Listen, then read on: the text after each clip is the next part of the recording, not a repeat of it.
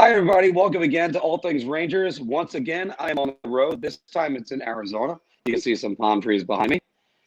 I am your host, Marc Williams, and I am joined, as always, by the man who will never get fined for post-game press conferences, Mr. John Cassidy. Oh, no. I would definitely fine for post-game press conferences if I... All right. And in the meantime, the man who is still celebrating a 5-4 win for his New York Islanders, our own Anthony Larocco. Love is good. Love can be strong. We're going to get right back to where we started from. Play me that Maxine Nightingale, baby. All right. Hey, of all the things that was going to happen today, I did not think Nightingale was going to be on there. But, all right, that's guys. their victory song. So. It always pains me to say this, especially. Oh, that is the victory song. I didn't even know. Ours was from the 1940s. I forgot who wrote it. I did know that though.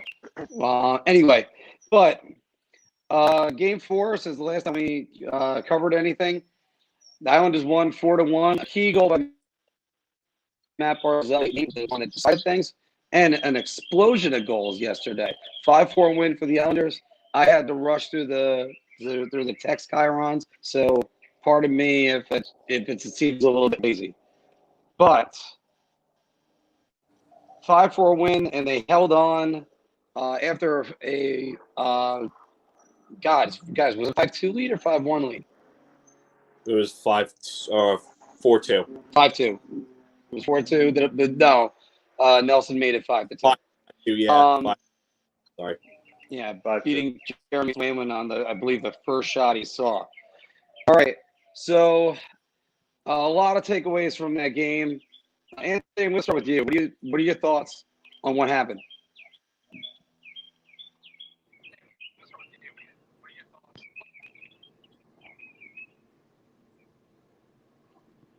Anthony, Hello? Could you hear me? Hey? Oh. What? Yeah, what are your thoughts on the last two games? Oh, these just died. That was weird. So I was at Game 4 at the Coliseum, and it was incredible. Incredible atmosphere. The Bruins scored first, which was turned into a trend now with last night. The team that scored first has only won once in 5 games. But Game 4, the Bruins got on the board first, and then the Islanders, they battled back. They got a goal from Barzal with incredible hard work. He used his skating and his edges to dodged Lazar and found Palmieri in front of the net. And then from there, I thought, it was kind of a little bit of a chess match. Looked like in the third period it was maybe going to head to overtime, but thankfully Barzal, knocked that puck out of the air right before it hit the ice and put it in the empty cage and put him ahead, and the building erupted. Like it was insanely loud from that point on. Then they got the 2 empty net goals from Cizikas and Pajot. But that was a huge game. They couldn't afford to drop another one at home after losing Game 3. So, I thought they played a solid Game 4. They didn't wilt when Boston scored the first goal. I thought Varlarmov was pretty good that game. He wasn't overly tested, but when he did have to make a save, he was there. Obviously got a little bit lucky too with Pastrnak missing that open net. So that was big, but. Overall, I thought, he was okay, and the Islanders did what they had to do, especially with the home matchup.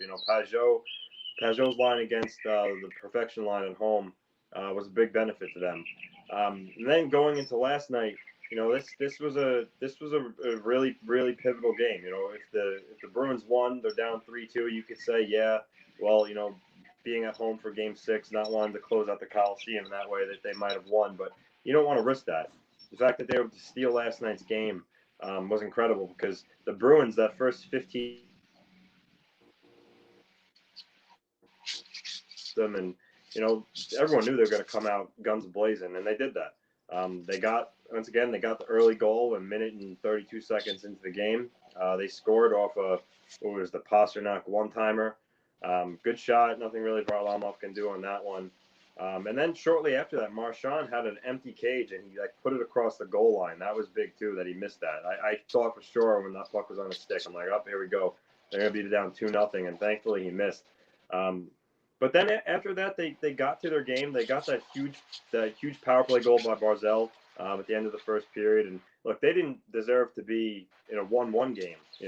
So the fact that that game was 1-1 at the end of the first was a really probably giving them a big boost going into the second period. And then that second period, the Islanders took over on the power play. They scored 3 power play goals, which for the Islanders, the power play has really ailed them over the last, good amount of time and years. I would say the last time they had a good power play was back when they were bad, like the years where they missed the playoffs when they had like Grabner and Molson and Tavares. It seemed like they always forever struggled on the power play, but last night it won them the game. They scored 3 power play goals. They beat Rask with good shots. Palmieri's second goal in the power play. Bailey sent the pass across, kind of counted off a couple of Bruins skates and went right to him, and he was able to pound it home, make it 2-1.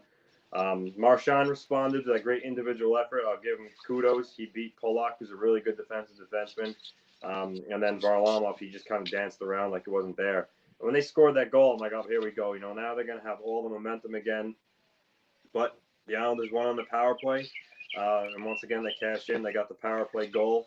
And that was a huge goal too. That put them ahead 3-2. Josh Bailey, and then Everly scored to make it 4-2 later on the power play. So they took advantage of the Bruins penalties and they won the game. And Bruins, credit to them, they came really hard in that third period. They scored the 2 goals. As an Islander fan, collectively, I could speak for all of us when we're saying, "Oh, we've seen this story before." It just felt like the Bruins were going to, get one late, tie the game, and have to have a cardiologist on hand for overtime. But thankfully, they after Trotz called that timeout after the 4th Bruins goal, they settled down, and then from there, I'd say the last 5 minutes, they didn't give the Bruins any high danger chances at all. They shut them down and kept everything to the outside, and they held on. I thought Varlamov was. I thought he was I thought he was okay, not great, but not terrible. But really, the story of the game was the Islanders' power play won in the game. And I know going into this, we all talked about how we all said that this series were likely going to be 2-1 games. But I know if we get to this later, what's surprising and when we do all that, the Islanders scoring goals. I mean, the last 3 games, 4 goals, 5 goals. So they're putting goals on the board. They're getting them past Rask, and that's a huge advantage for them. So. Critical game 6 tomorrow. The barn's going to be louder than ever with a chance to. As an Island fan, you got to like our chances right now, but you just got to win. You don't want to go back to Boston for game 7. All right. Sorry about the distraction. I had somebody behind me for a second. Okay, Filk, your thoughts. I didn't really get to see much of game 4. I didn't have TV available to me at the time. But game 5, I can tell you right now, Boston definitely shot themselves in the foot by taking a bunch of penalties that they shouldn't have been taking. You gotta stay out of the box. Their penalty kill has been decent for the most part. It hasn't been great. Short-handed, they have 2 of the best penalty killers in the league in Marchand and Bergeron. But you gotta stop taking penalties. You gotta stay out of the box. I didn't think Tuukka Rask was on his game. I thought that was his one bad game in the series. Thought he's been great otherwise. But you need to be able to stay out of the box and not give them odd man, give them the power play and the man advantage. Because not only are you putting yourselves down, in a position where you're not really looking, you're going to be able to score goals. You're tiring up 2 of your best forwards by having them play unnecessary minutes in situations that they really shouldn't be in. So, I know they happen during the course of the game. Penalties do happen, but you're taking 2 of your very best players on your top line, and you're sort of neutralizing them in a way by having them play, down a man. So. If Boston wants to extend the series to 7, they're going to have to stay out of the box next game. Matt Barzal looks like he's finally got going. Maybe that continues. maybe the perfection line comes back and has a better game the next game. I mean, Pasternak's been good throughout the series. I mean, he still continues to score goals despite everything that, the Islanders are trying to do to stop him. So, I mean, if the other two get going the way that they can, that could be trouble. I don't think you're going to see Tuukka Rask have another game like he had the last game. I think, the Islanders' power play was just clicking. Like Anthony said, it just hasn't been good really for a long time. So, maybe it's a game. Maybe they've finally woken up. Who knows? But if Boston wants to extend the series, they have to stay out of the box. That's it. Because the PK just looked overwhelmed at times. Rask got overwhelmed because of it, and he was taken out. And then the first shot Swayman saw, he lets up. And I didn't think it was a bad goal, but I didn't think it was a great one either. But you gotta make the big stops in big moments like that, and just Boston just did not get that from their goaltending last night, and that's why the Islanders won.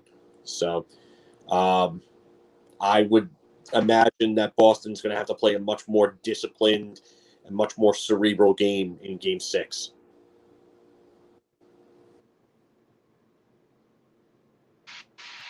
All right, I just got to move for a minute, boys, because it's Gardner Day at my at my cousin's house that I'm staying at. So just moving for about 10 minutes. All right. The thoughts I have on the last two games is the Islanders played they locked down their defense in Game 4. But Game 5, they got all the puck luck. I mean, take for instance, like the Palmieri goal. And it's a good pass by Bailey, but it hits off the skate, slows down just enough for him to back up and have a totally open net. The Bailey goal, I don't even know who to fault with that, but I will say good goal for the Islanders. So no, that was just pretty passing. That was tic-tac-toe. Exactly, but it also kind of looked like two guys went to one, but that's what happens when you have good passing. So I'm not gonna fault that for anybody else. Hold on, see if I can not have to hold this forever. So again, as far as those two games go, I thought Varlarmov was great in Game 5, especially after the Bruins made it 2-2. He made a bunch of stops that really helped keep the Islanders. Well, it gave them time until they found the go-ahead goal. And then goal was Eberle. That was a bit of a snipe. Could Rask have had it? I don't know if I want to butcher him on that. Although apparently Tuukka Rask is injured. I don't know. I guess getting burned for 5 goals means he's injured. I don't know what that means. But it's they're really the better team right now in this series, and I'm having trouble not trying to see that. And a matter of fact, that'll lead us into what have we learned? I've learned the Islanders is a better team right now. The Bruins get more shots. They're usually double on the shots than the Islanders. I didn't even remember what the shot total was at the end of the game last night. Yeah. Right. The Islanders had 4 goals on like 15 shots in the game. Yeah. And then, John, you were saying it before, Swayman didn't give up a bad goal, but he didn't give up a good one either. And that's 100% right. When you're the backup goal, you got to go in there. You got to make a save. You can't have your first puck go in the net. I mean, good for Nelson, good shot, but you got to do that. So, Anthony, what have you learned so far?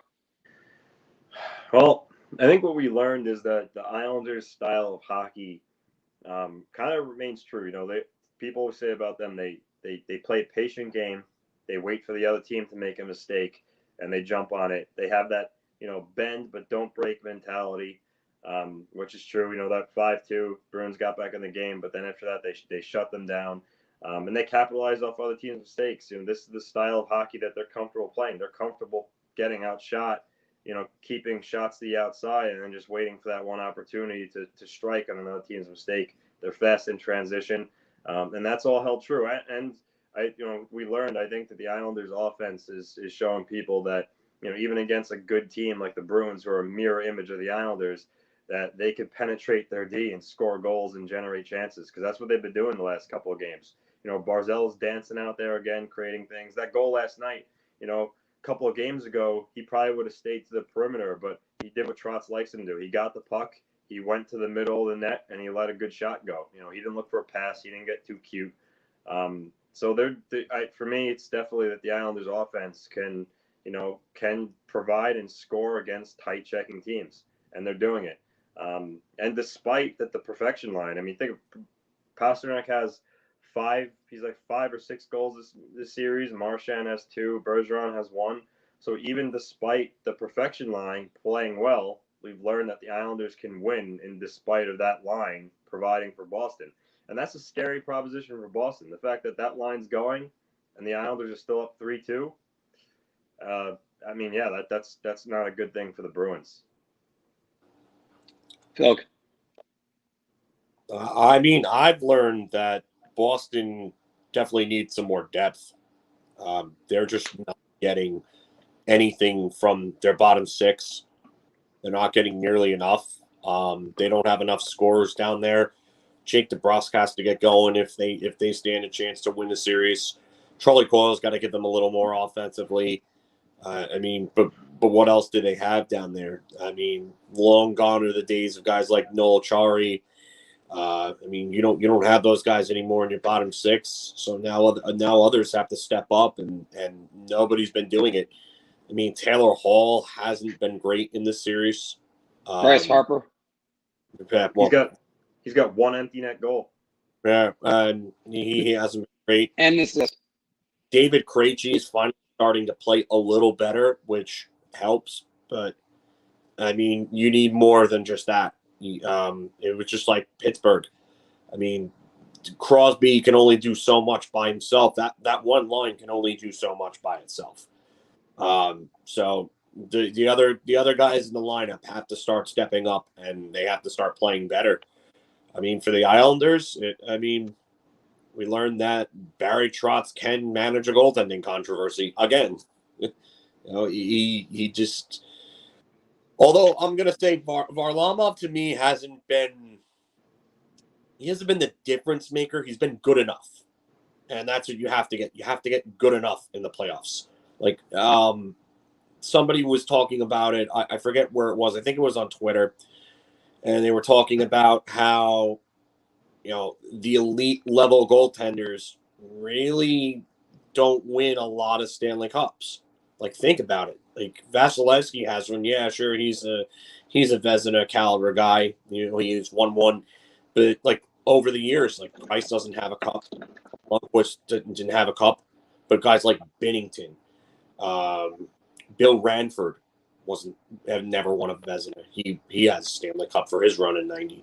Cam Ward had that incredible run. All it takes is a guy that's good enough and gets hot at the right time to win it. And if Varlamov can just play good enough, then the Islanders are a match for just about any team they face.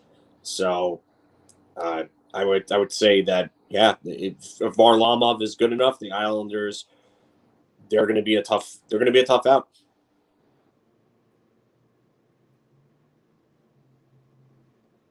I get lost. Yeah, I thought I got. He's coming back. Don't worry, he always comes back. No, but I got kicked for a second. yeah, we lost you for a second. By the way, Filk, I do have to tell you this and correct some of the Twitter people, but Rask does have a Stanley Cup ring. That was when he was the backup in 2011. Yeah, that still counts. It's not a starter though. And Marc got disconnected. But back to that though, you've seen it. Bill Rand, Chris Osgood never won a, and he had 3 Stanley Cup rings? 08, 97. Oh, welcome back, host with the most. Yeah, it's not every day that the host gets kicked out. What have you learned, sir? What I have learned, it's just Boston's depth isn't as good as what we thought. I mean, when they had Craig Smith score the first goal the other night, that was Thursday night. I was starting to think, you know what, Boston's gonna be fine. Their depth is gonna pull through, and it's been the difference. Not only has it not been the difference, the perfection line. I was gonna say, by the way, another guy that's disappointing me is Dave Pastrnak. He's tied with this, but and Tuukka Rask is on this list too. I mean, Pasternak's got 5 goals in the series in 2 games. Good for you. What about sprinkling it out anywhere else? It's just with I just don't see how the Bruins win Game 6, and that's what we're gonna get to in another minute. First things first before we continue on. Bruce Cassidy fined $25,000 for his post-game press conferences. In about 30 seconds, Anthony, just give me your thoughts, and then Filk, you turn around a little bit. I mean, my thoughts are like, I don't know what he's thinking, because when you openly criticize referees like that, I mean, you're not going to get it. Like, the referees aren't going to be any more inclined to sit there and call penalties in favor of your team at that point when you're sitting there bashing them. I mean, I think he mentioned Francois Charon by name, and like, so I don't know, by doing that, I don't think he was going to get any more calls in his favor. And also, too, you're going to upset the league. So I don't know what he's trying to accomplish there. Also, too, I think he gives the Islander fans even more reason to be even more crazier and louder. I mean, they're going to probably chant stuff at him. I know back in 2015, Trotz made a comment when he was at the Capitals about the Capital One Arena being louder, and the Islander fans were chanting, "Can you hear us?" And like, so I think it's going to be similar stuff. They're going to use his New York Saint things, then they're going to chant things at him. So I don't know. I don't think he was going to accomplish anything with his comments. I think he was asking to be fined. I get being disappointed by the referees, but there's a better way to go about it. I don't think it does anything for his team, and I also think it gives off the impression that the Bruins are almost panicking. They threw everything at the Islanders last night, 45 shots, and they still lost. They played a good game. So to me, it just reeks of not desperation, but it just seems like he's almost doesn't know what to do. I think Trotz is out coaching him in a way. He switched up Pajot and Nelson. He switched those guys up to get Pajot out against Marchand and Pastrnak a little bit more. I think he's out coaching him. And I think he's just aggravated, and it kind of all boiled over. But I don't think it was a good look for him. By the way, Filk, how about that? A Capitals coach saying that the home arena was louder than a New York arena, and the New York fans chanting back, "Can you hear us?" I mean, we haven't been through that before at all, right? Yeah. What, 2011, I think. With Bruce Boudreau. Bruce Boudreau, all right, Filk. Yep. Well, I get why he did it, because Barry Trotz went after Patrice Bergeron. And you know what? This happens all the time in the playoffs. It's happened in years past. There's examples of it. You're working the refs. That's exactly what you're doing. You're working them, and you're making them aware. It happens. Deal with it. I mean, is he going to get fined? I don't think he cares about being fined. I mean, the point that you bring up about, players, not getting the calls, possibly. I mean, sure, but if they go and do that, and then the calls are worse, then Cassidy has something to even pile on about that afterwards, and then it has to be looked at for the next series. So now the officials are under more scrutiny. So I think in a way it will help, especially the way that it helped Barry Trotz get Patrice Bergeron kicked out of how many faceoffs last night. So I mean, if one's going to do it, the others, I have no problem with the other doing it, and it happens in hockey. It's a part of the game. It's gamesmanship, whether you like it or not. It happens in sports. You're always going to criticize the official. Then you get the official's attention. Maybe at the worst, you get the official going, "Oh, maybe I'm calling too many penalties on one team." Just as late as that, you get Tim Peel, who never gave the Rangers a makeup call in 2014. Anyway, but so going further into another reason why he does this, it also gives us versus the world mentality. Like there's another force against you. Phil Jackson has been doing this for years. He's been calling out guys in the press. He's been calling out officials. What happens if he calls the next game? So that's the reason why you do it. I actually listened to that press conference. I still don't hear anything that bad, to be honest with you guys. I mean, calling the New York Saints and what was it? No, did everybody forget about Wayne Gretzky in 2002 at the Olympics? Us against the world. Everybody forgot about it? Oh yeah. Well, it was 19 years ago. So why should we remember anything? Also, like things we can forget about from last year. All right. So, what's been surprising you? High-scoring games.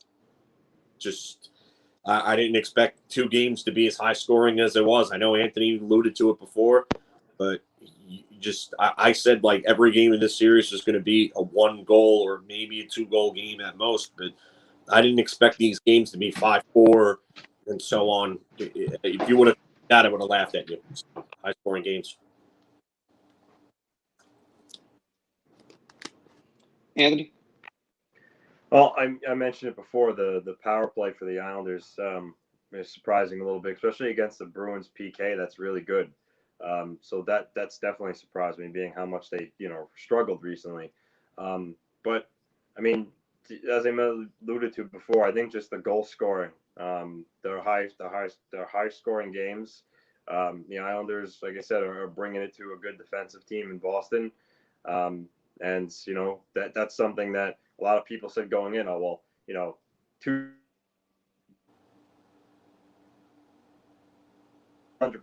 true, but so far, the Islanders have still managed to put the puck in the net. So for me, that's the most surprising thing by far. Yeah, I gotta go with the Islanders scoring. I thought the Bruins defense turned on in Game 3, and then good in Game 4.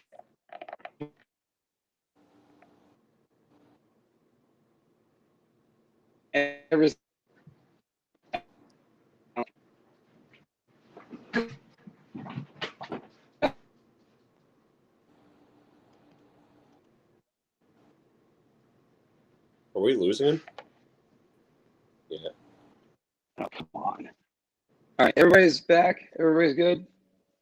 Yeah, now I can hear you. No, I didn't hear any word you said. No. It's most of what I say is unimportant anyway. But the good thing I'm the host. Saying that, yeah, it's got to be the high scoring games because I'm shocked by it, and the Islanders are taking the Bruins right now with no shots on net. They're basically putting thing in the net. So there you go. Anthony, who needs to step up for Game 6? I think he's Filk, who needs to step up for Game 6? Someone in Boston's middle or bottom 6. I would say Taylor Hall is probably the one guy I have to look at right now. Taylor Hall's he's been almost invisible in this series. So Taylor Hall's got to really step up, and he's got to imprint. He's got to put a print on this series. He hasn't done anything really of note. So he's got to step up for Boston. For the Islanders, I would probably have to say Varlarmov. Varlarmov he's got to be locked down in Game 6 if the Islanders want to close this one out and get onto the semifinals. So, I would say Varlarmov for the Islanders, Hall for the Bruins. I'm gonna do mine before I kick it over to Anthony. Taylor Hall is the reason why is the reason why I call you Bryce Harper. You have to win. You have to step up for your team because it's gonna have the protection. It cannot just all be on him. And for the Islanders, you know what? I'm gonna put it onto the Coliseum crowd. Be as crazy as you want to be, because if you're absolutely nuts, even though I don't think guys like Pasternak or Marc are going to be by it. Well, that's Tuukka Rask, who's a little bit of a head case as we're seeing, and as we've seen through the years. But go crazy, go nuts, and fire up your team. Anthony. So, for me, from the Bruins side, it's definitely Taylor Hall. I know we talked about the Hall versus Palmieri kind of debate ad nauseum, but For a guy in Palmieri who kind of took a while to get going in the regular season, he's been fantastic in the playoffs. He's got 6 goals for the Islanders. He's producing really well. He's physical, and he's totally outplaying Taylor Hall for the Bruins. So I don't know. I think that kind of, for now, puts the discussion to bed if Lou made the right choice. I think Palmieri is a guy that fits more in with the Islanders, but Hall's got to pick up his game for Boston. For the Islanders, I would say Brock Nelson. He's been quiet. He got on the scoreboard last game before, but also too, I mean, Nelson was hash marks in all alone, and Nelson can really shoot the puck. So I don't know if I necessarily blame Swayman on that at all, but Nelson needs to keep that going and build on that, because when he's going, now that Barzal is going as well, and then you have Pajot doing Pajot stuff, that will be really hard for the Bruins to handle in a hostile environment. So if Brock can get back on his game here, that would be best case scenario for the Islanders.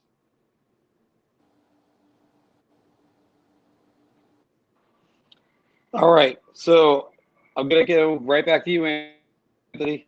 What will you think after Game 6?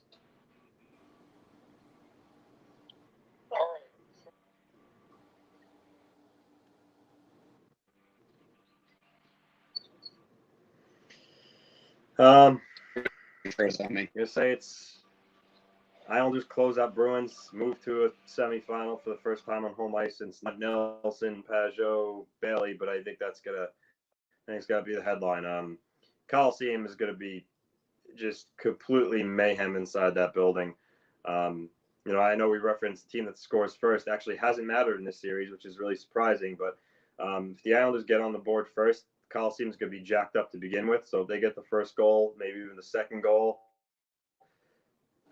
that's going to be unreal, and that's going to be a lot for the Bruins to handle. So I wish I could be there, but I got to go to Game 4, but it's going to be tremendous in there. So I think Coliseum crowd, Isles jump on Bruins early, advance to the semifinal, potential rematch with Tampa Bay.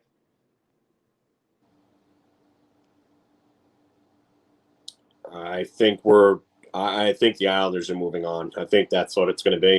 It's going to be tough for Boston to win 2 games in a row against this team right now. So I'm saying Islanders move on. Marc, you're muted. That's right. I'm muted because the Gardeners are right behind me again.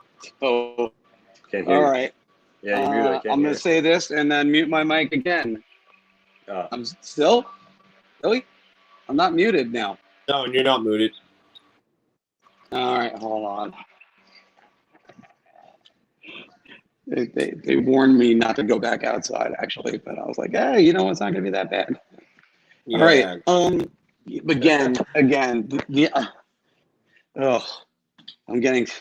tired of this walk already. Islanders set up a rematch versus Tampa. That is what it's going to be. And bring on Tampa. That's what the Islanders are going to say. We could talk about the Tampa matchup. Obviously, at a later date, they still got to win 2 more games. They had to do this against the Flyers last year, when they were up 3-1, and the Flyers came back. But again, I don't even see how the Bruins even come back in the series right now. But that's going to be our question to you. Are we wrong? Are the Bruins very much in the series and they just need a puck to go in? Are that much more likely to advance? Well, they have 2 shots to just win 1 game, so it'll probably happen. So put all in the comments below. Hopefully I don't get another text message as I'm trying to do the sign off.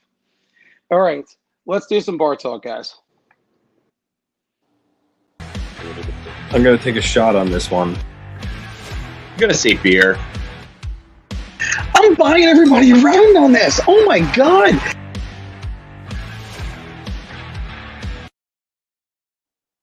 You forgot All right. Get rid of the thing.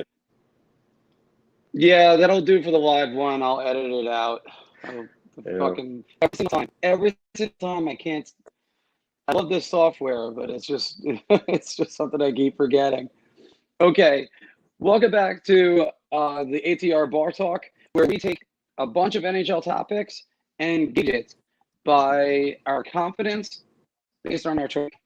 So, our first one for the day is Semyon Varlarmov has found his form. Anthony, right to you. I'm gonna go beer. I still think he has areas of his game he could improve on. Once again, he let up. This time wasn't his fault. Just hell of a shot by Pasternak, but he allowed one of the first shots in that he faced again last night.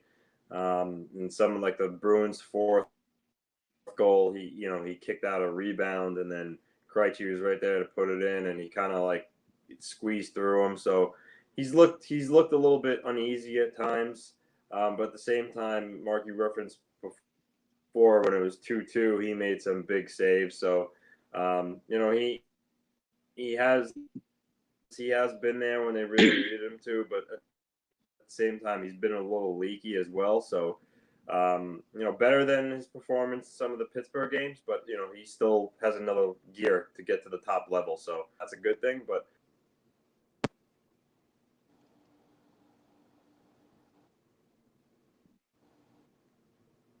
Okay, Filk.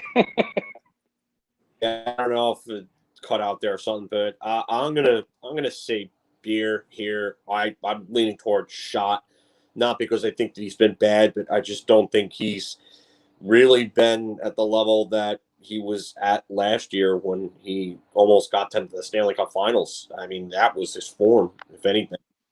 Um, he's had his ups and downs in the series. He's had his ups and downs in the playoffs in general. So you definitely can't buy anyone around on this. But he, like I said before, you have to be good enough. You don't have to be the elite goaltender, because the elite goaltender doesn't always win the Stanley Cup. So, I mean, if he's good enough, then the team will do whatever they have to do in front of him to make sure that they win games, and that's really all that matters at this point if you're Barry Trotz and the Islanders. So I'm going to say beer. I was tempted to buy around. I'm gonna go with beer. I still need to see a little bit more. He had a great game on Game 5. But I know it kind of contradicts a little bit what I said in the earlier segment. But it's just, and you need to see more to know that the Game 3 goal still sticks out in my head. That it was it was bad. So we'll see about that and how much that goes. Two more guys found their form, or at least it looks like. Matt Barzal and Jordan Eberle. Phil, I'll start with you. Jordan Eberle has actually been a little better than in this series, which is a surprise. Probably should have said that before. Matt Barzal looks where he should be. So I'm probably going to buy around on this, actually. The last few games, he really looks like he's the guy that I said would be a top-level player if he rounded out the things that he was doing. Not around too long, not carrying on to it too much. He's shooting, and he's making himself a little less predictable. He's getting the goals. So, I mean, that's really the most important thing. That, like Anthony said, if he got going, then Boston could be in trouble because the other lines were giving them what they needed. So I would say I'm going to have to buy around on this. Anthony. I'm going to go round two. Barzal, all of a sudden, now if you look at his stats, he's got 9 points in 11 games, and it's because the last 3 games he's been really good for the Islanders. He's dancing out there, but he's also shooting the puck more. He's being more dynamic, creating more offense. Look at Game 3. He even though they lost in overtime, he scored the tying goal at 1. Then game 4 he scored the game-winning goal. Last night he got a big power play goal to tie the game at 1. He's been involved offensively, so he's really going. And when Barzal's going, so is Eberle, because they play together. And Barzal gets Eberle the puck. They feed off of each other. Eberle had a big goal, made it 4-2 last time. The power play was a nice shot. He's starting to get going, and that's really great news for the Islanders. So definitely round here for me, and they need to continue it tomorrow in Game 6. I'm gonna go by round 2. Matt Barzal has flipped the switch. He was it versus the Pittsburgh Penguins, and I kept saying all it's gonna take is one goal. He's one goal away from being back. Now he's back, and the pass to Palmieri in Game 4 was a good example of that. His goal in Game 4 is a great example of that. I think he batted that out of midair into the net. It's just and. Now the Islanders, now they're dangerous, and now you can start talking about them versus potentially Tampa, assuming both teams are going to close out, but we'll get to Tampa in a moment. Here's a quick Rangers question. The New York Rangers will hire Rod Brind'Amour as their head coach. Filk, I guess with you on this one. I've said from the start that Brind'Amour was probably – I'm still going to say beer, but I lean towards shot. But I will tell you this. If Carolina gets knocked out, because Brind'Amour's contract ends after this season, if Carolina gets knocked out and he hits the open market and he wants to test the market or whatever, the Rangers should have a Brinks truck backed up at his door. He's one of the best up-and-coming coaches league. He would be just as good of a fit, if not better, than Gallant for that team. So I would throw and just to give context here, they gave David Quinn a $2.4 million per year deal for 3 years when they signed him. 2.4. That's a lot of money for someone who never coached at the NHL level. Now you have Rod Brind'Amour. I'll double that for Rod Brind'Amour, and I wouldn't even think twice about it. So I got to say beer, but if it gets to it, throw everything and then some at him. Anthony.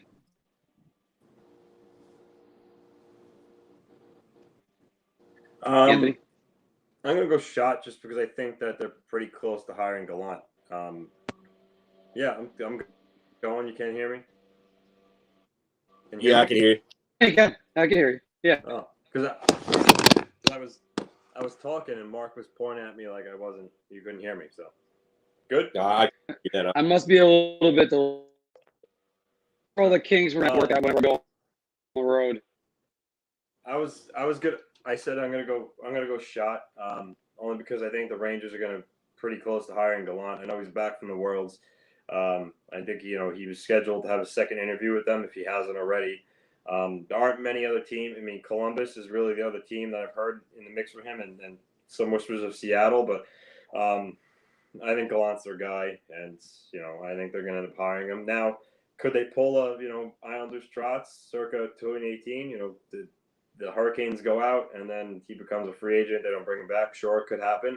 But I don't know if they're going to, wait on that because it's not definitive. So I'm going to say they're going to hire Gallant. So that's why I'm saying shot. I'm going to take this from the Carolina point of view. I know that there's been these rumors about possibly going to the Rangers. By the way, shot for me. There's the rumors about him going to the Rangers. And I can't go, if you're Carolina, why the hell would you let him go?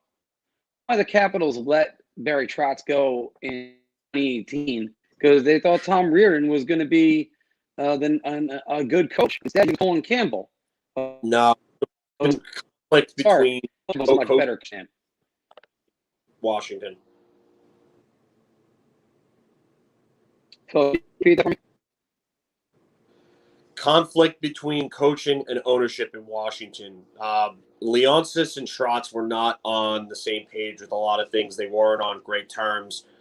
Anthony and I actually know that because we got that information from guys like Joe Beninati and Craig Laughlin when we had them on our show. So that I can tell you is the case.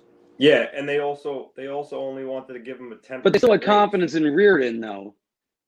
They did, Yeah, but that they wasn't still had confidence in Reardon. why he left.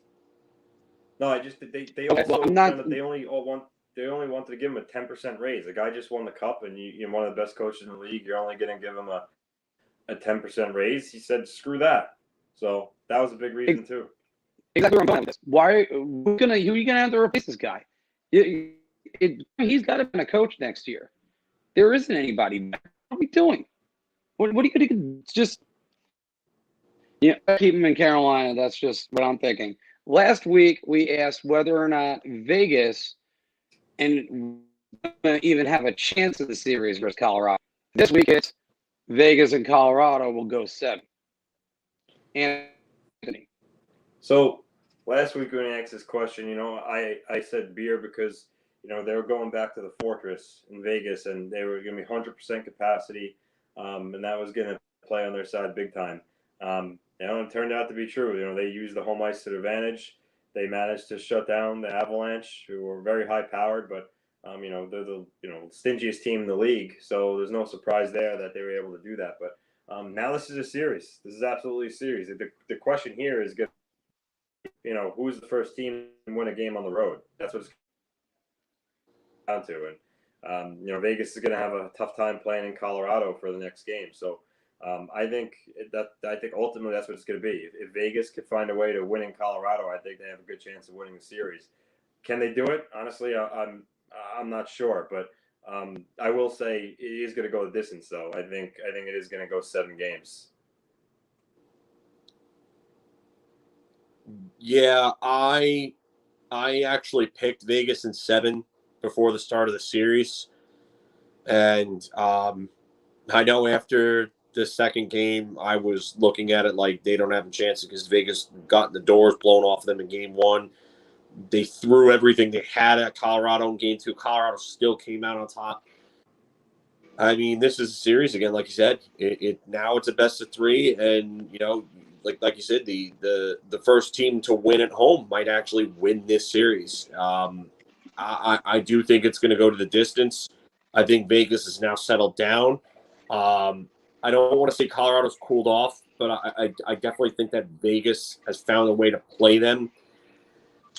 It's just about getting that first win on the opposition's home ice. Nathan MacKinnon, like I said the other day, was doing things that we hadn't seen in a long time. He was scoring at a level, but I mean, they've kind of held him in check a bit since then. So if Nathan MacKinnon gets back to what he was doing, Colorado looked like they could advance at that point. But if Vegas's defense holds up and they keep shutting down everybody, and Mark Stone continues to play like the Selke caliber forward he is, then Vegas could be going on to the semis. So, but I definitely think it's going to distance, buying everybody around. Yeah, I'm going to buy everybody around. I don't think it's going to solve Vegas that much. And if anything, we got to give Vegas lots of credit. They got back into the series. The game 2 overtime loss could have been a killer. They played a great game. They just got their doors blown off.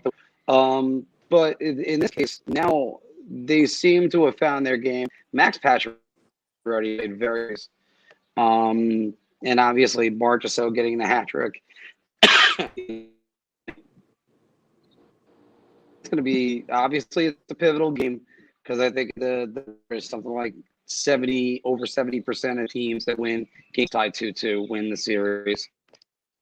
I have to look at the exact number. I didn't exactly have that on me right now, but that's going to be huge. Although Pete the Board teams, they either step up greatly or just, and I don't know which one to predict right there. I think they're actually going to do pretty well tonight. So the Carolina series is better than the Tampa, Florida series. Filk, No, because I think that Florida crowd was really something else. I think they were great. It was really some of our first looking at a really hot live crowd again, coming back from, the restrictions with the health regulations and everything. And there was some real straight up vitriol between those two teams there. And it made it exciting. It was physical hockey. You were getting the goals from the bottom six guys, like, who knew who Ryan Lomberg was beforehand outside of Florida Panthers fans. Nobody had even heard of him before. Now he made himself a name. He made himself a respected bottom six name in that series. Mason Marchman, another one who nobody really knew who he was outside of Panthers fans.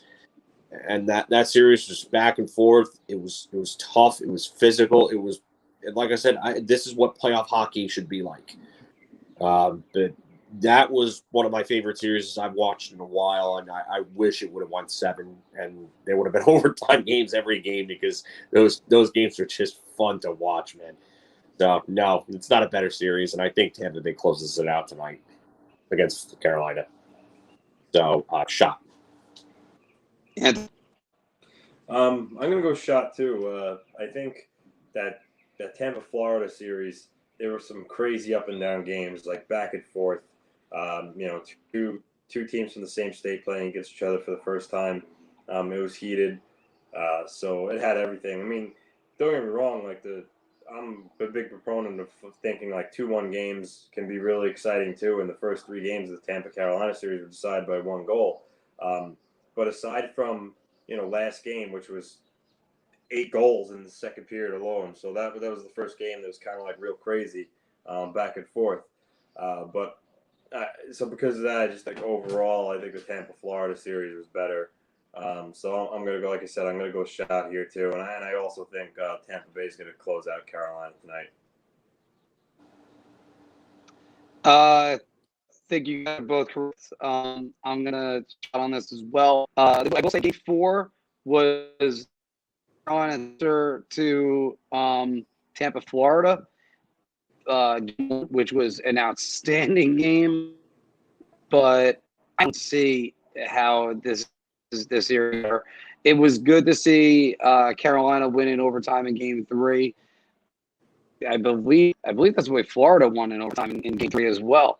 But there are a lot of similarities between these series.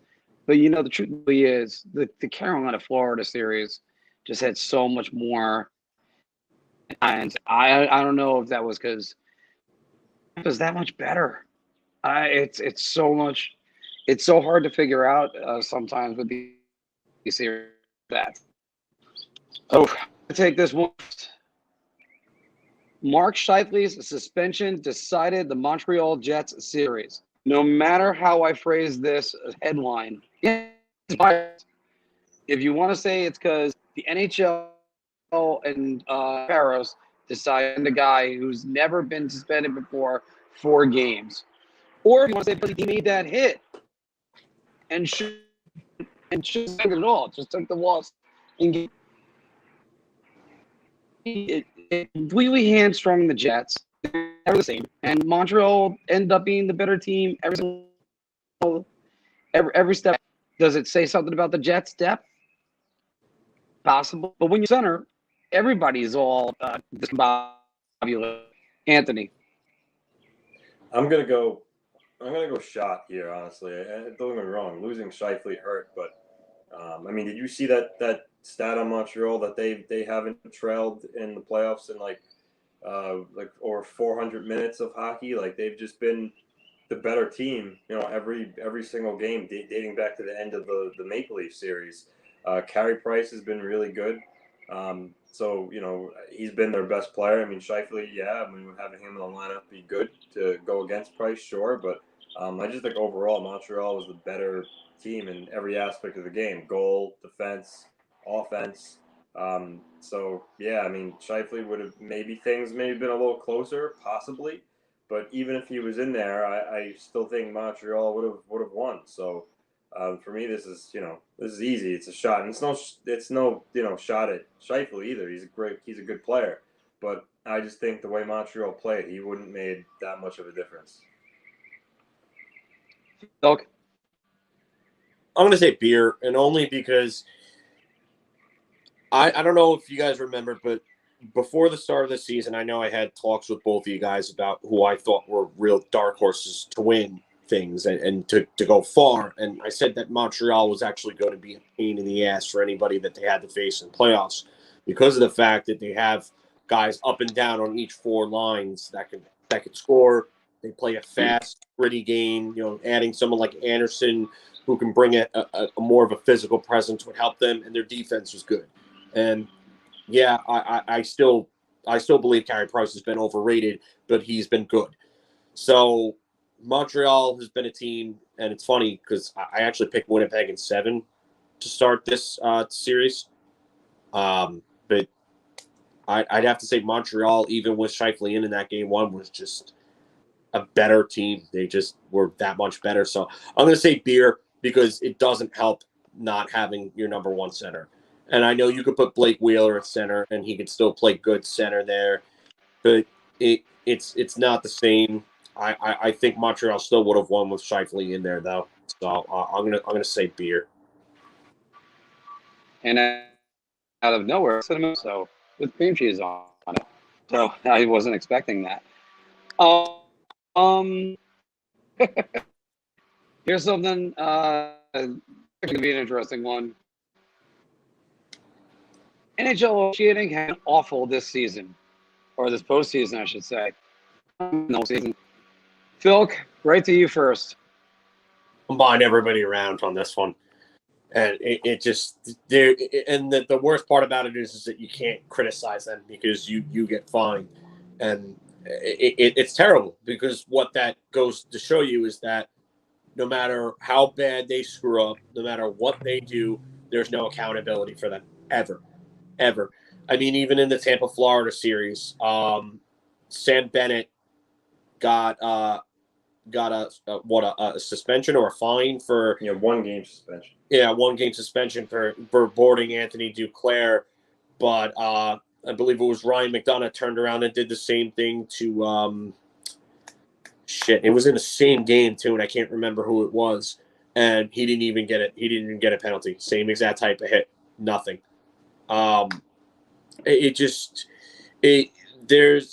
There's no consistency to it. There's no accountability. It's awful, and something has to be done about it. And they're never going to do anything about it because it's an old boys club. They're protected. Their union protects them, and I get it. It's not an easy job. It really isn't. I actually wanted to officiate ice hockey games, and I understand the perils of it because if you're in that position, you make that call. You've got one team that wants to rip your head off, and you got the other team that's we're happy about that.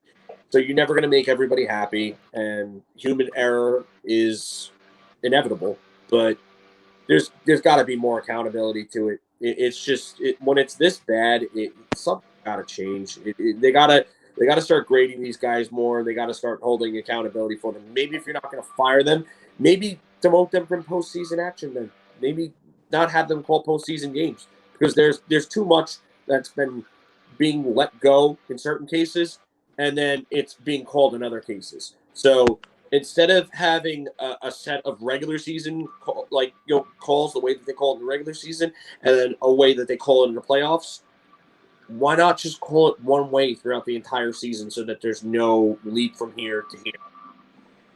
It makes sense, right? But no, they won't. So usually they grade every, and you're right. But I guess I just started talking, so I'll do it first. There's no consistency. That 1 minute you got Taylor Hall getting called for a ticky-tack penalty, and then Brendan Carl over somebody, no penalty. And then don't be like, well, we called that penalty, but we're not going to call this one. No, both. You got to get them both. And I do understand there's the first period penalty and a third period penalty. It's just the fact of the matter. Now, the problem is they're calling those ticky-tack things in the third period, not the first period, and they're also just all over the place. You don't know what's going to happen next. So I got to buy everybody around on this. They've been terrible. And the only thing worse has been of player Sati. as George Parros would probably call it, not knowing what safety is. Anthony. So I'm gonna go beer only because, to be honest with you guys, like, when the Islanders play a playoff game, that's pretty much like another, especially in the earlier rounds, another East game is going on in the same time zone. So I haven't seen much. So it's basically like the Islanders series, and then late at night, I'll watch like the Western Conference game or late night game. But some of the time I fall asleep after the second period. So I mean, I haven't seen enough of like full games of the other teams to definitively say it's been it's been awful. But just from watching like the Islander games and some of the games I have seen for a period or two, makes me say that it is definitely inconsistent. I mean, that's for sure.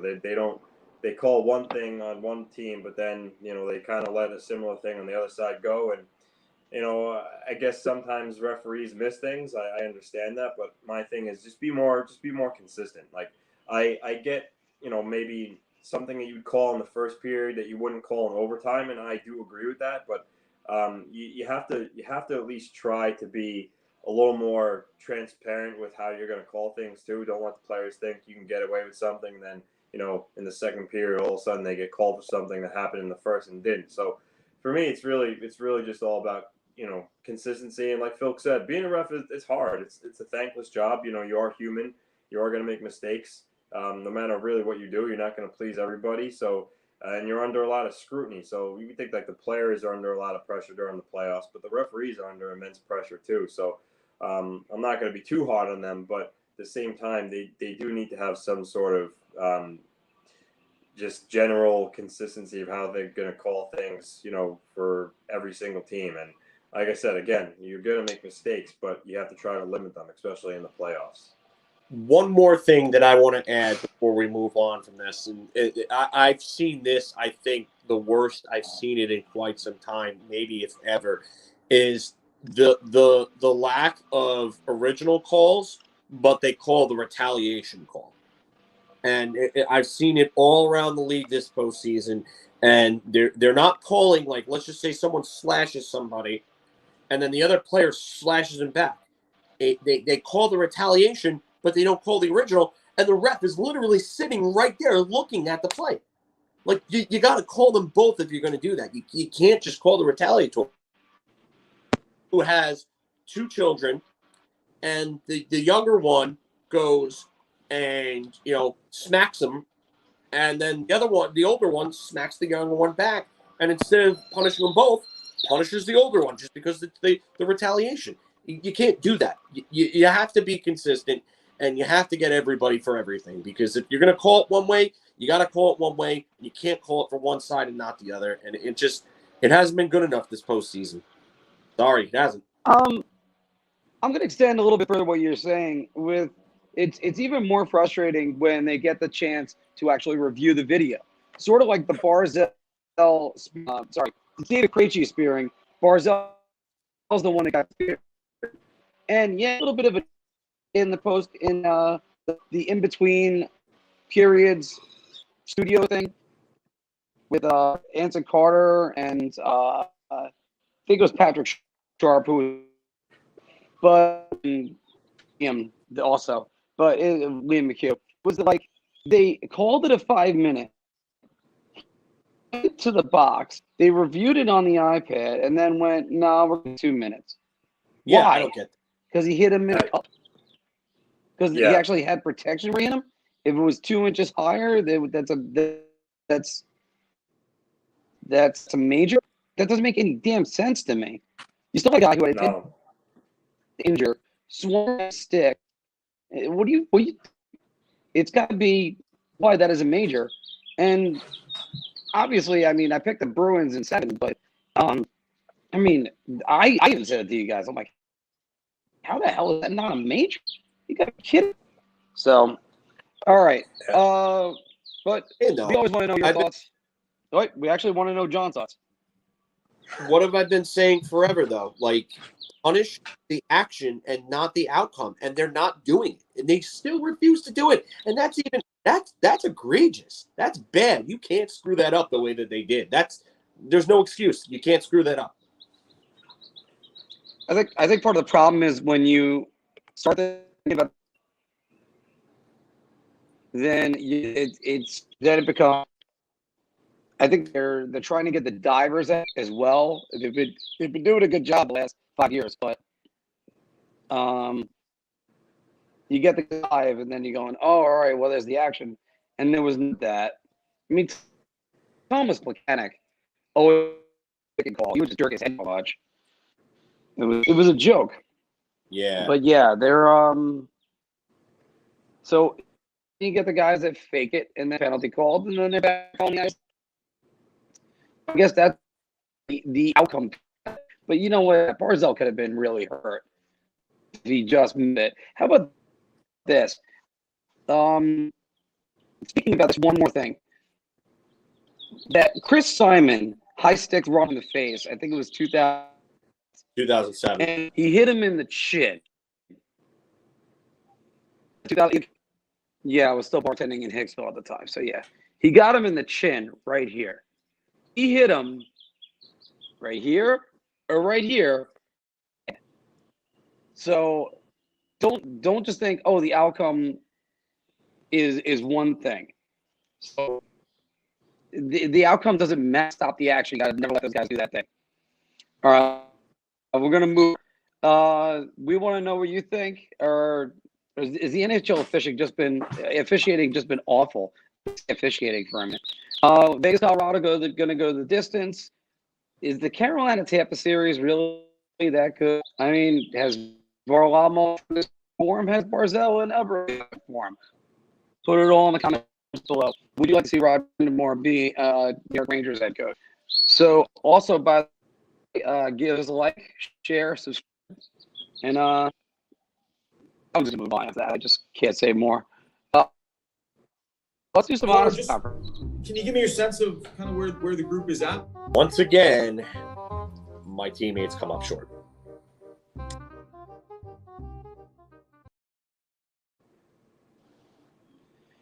All right. And again, I left the banner on. Yay. You can only see the top of my head so far, so now let's reframe that. Anthony, I know your pain with the iPad, and Filk, I know your pain with it always looking up at me. I missed my tripod that I had right in front of me that was properly framed. But that's what you get going.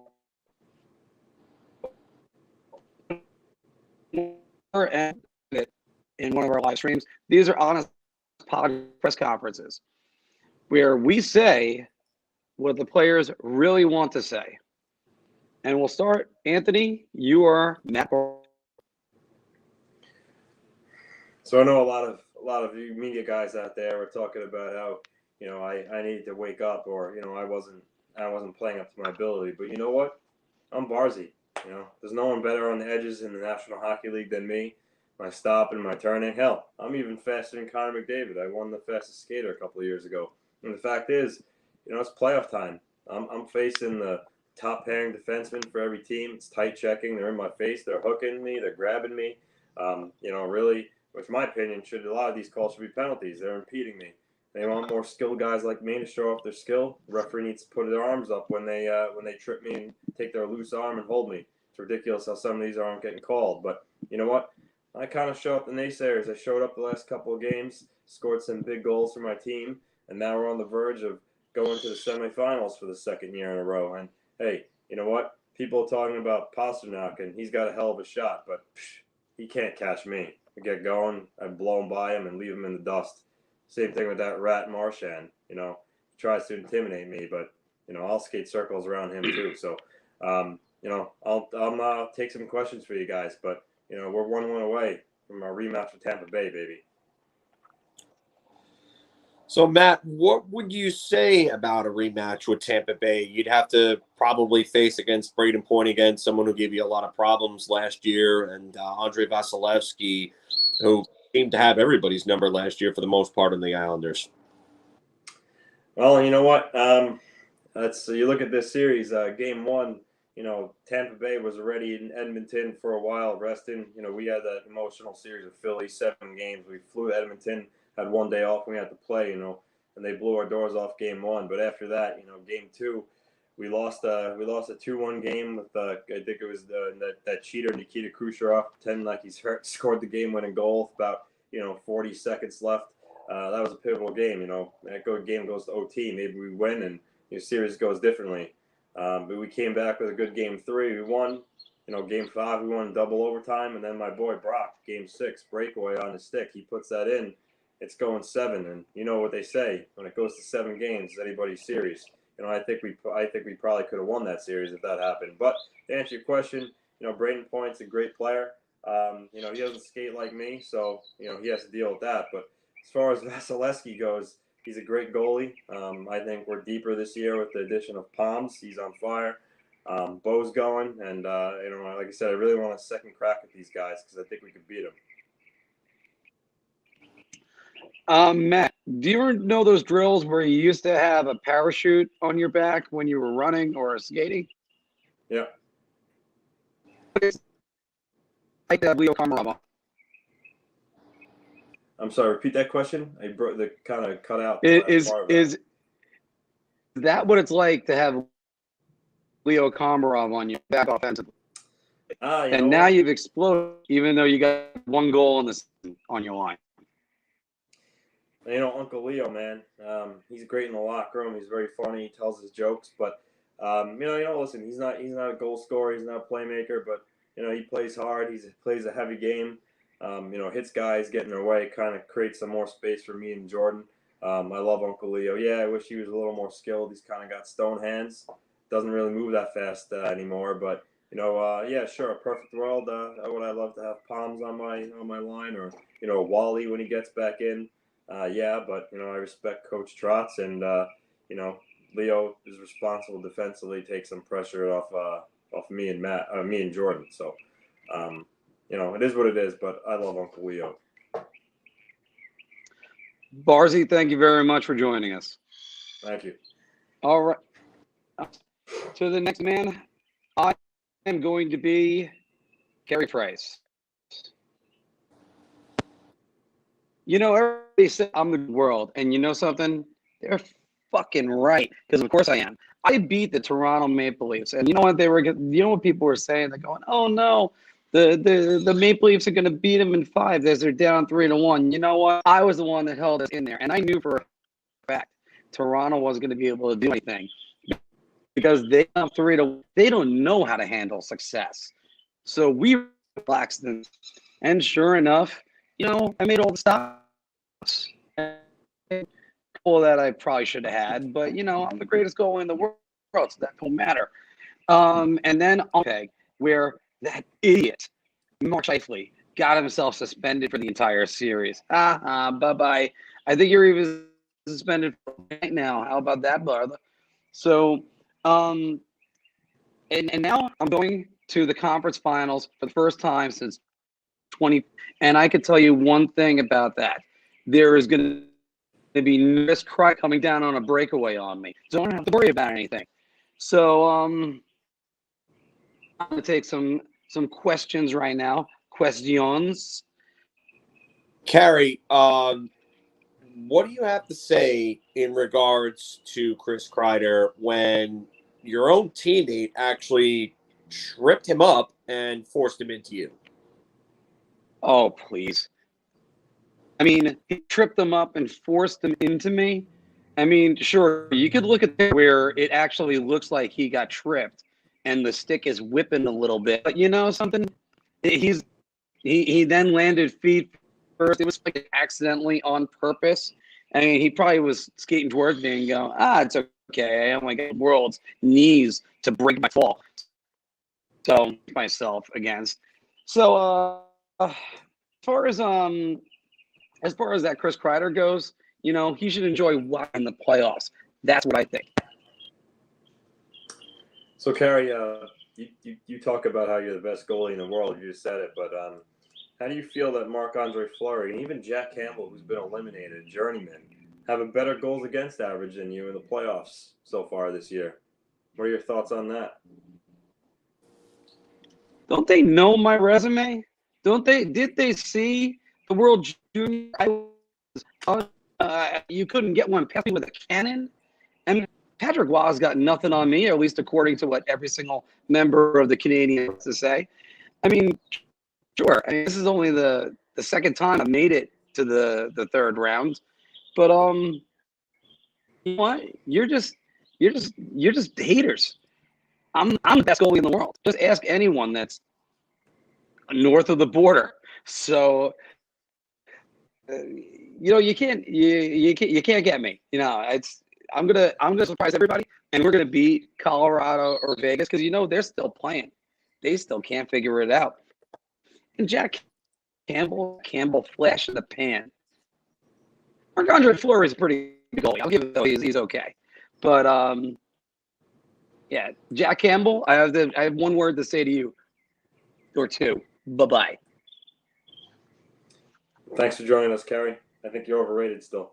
Have a good day. Okay. Now, of course, we've been for this one for 2 weeks, but we got cut off.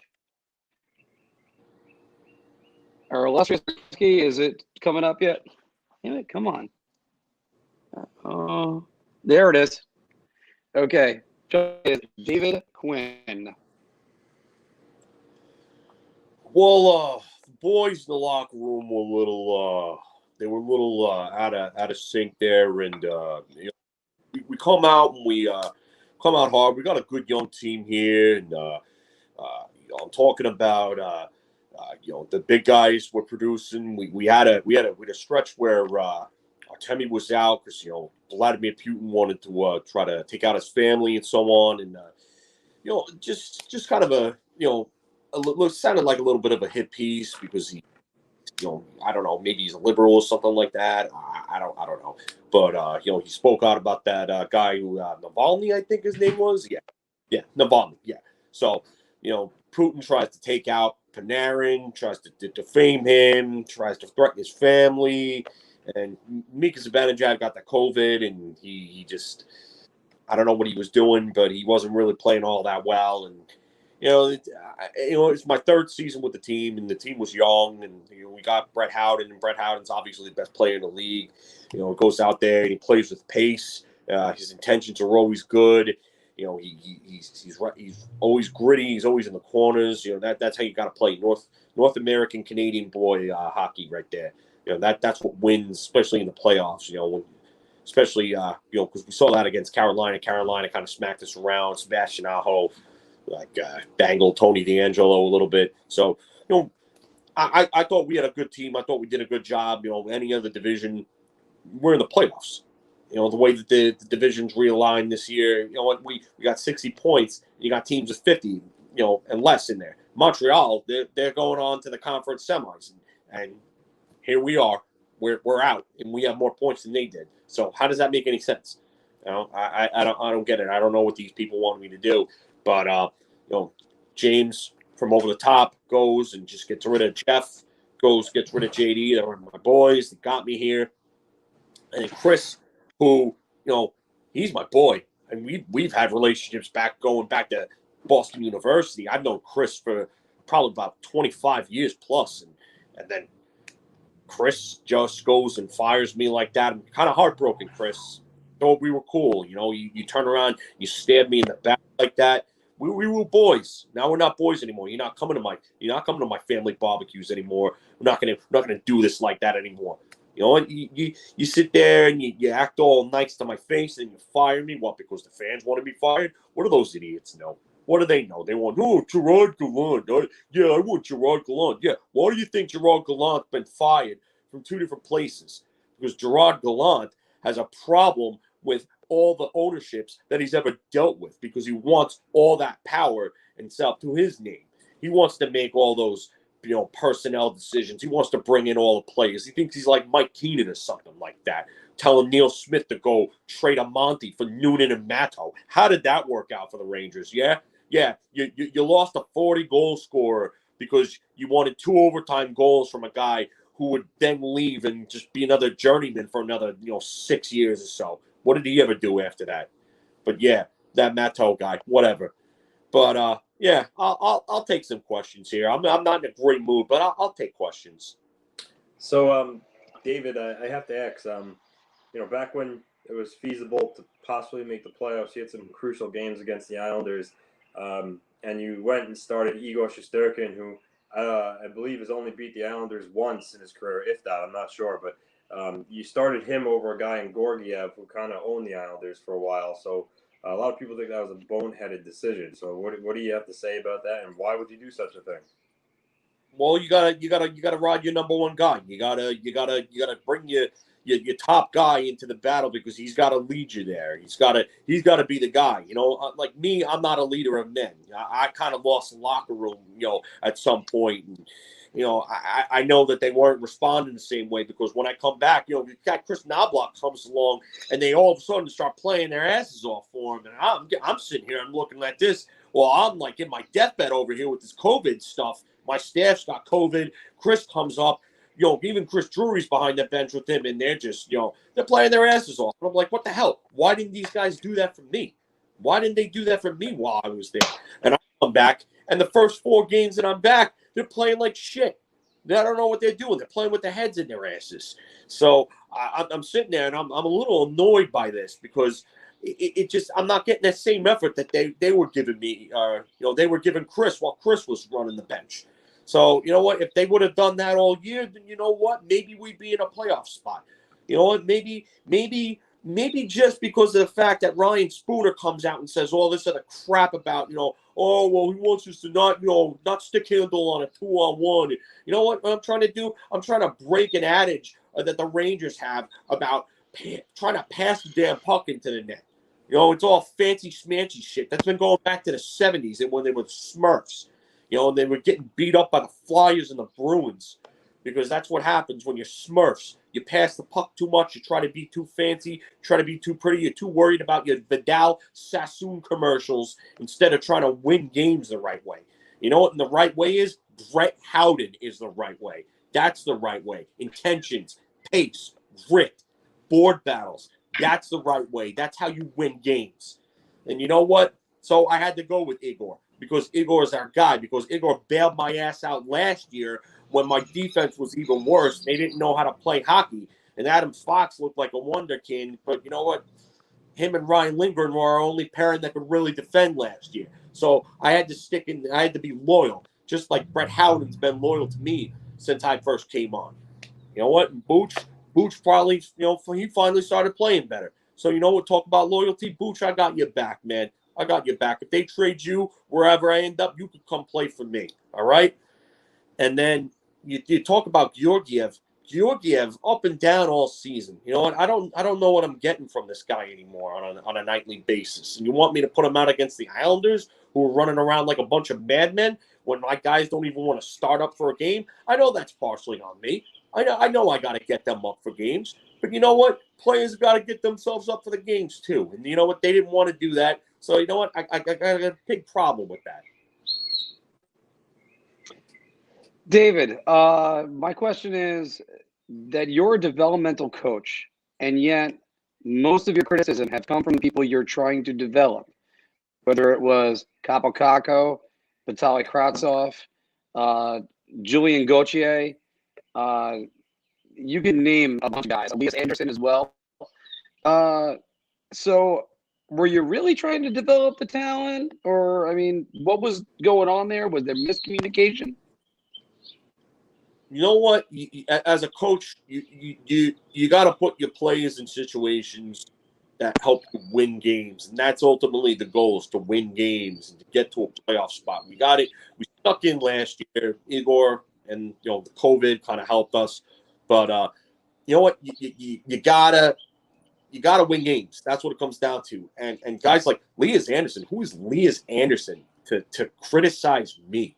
Elias Anderson ain't even playing in the NHL right now. He's playing with the Ontario Reign of the AHL, the Kings affiliate. And that's why we got rid of his sorry ass, because he's not an NHL player. And you know what? That's not on me. I wasn't even there when they drafted him.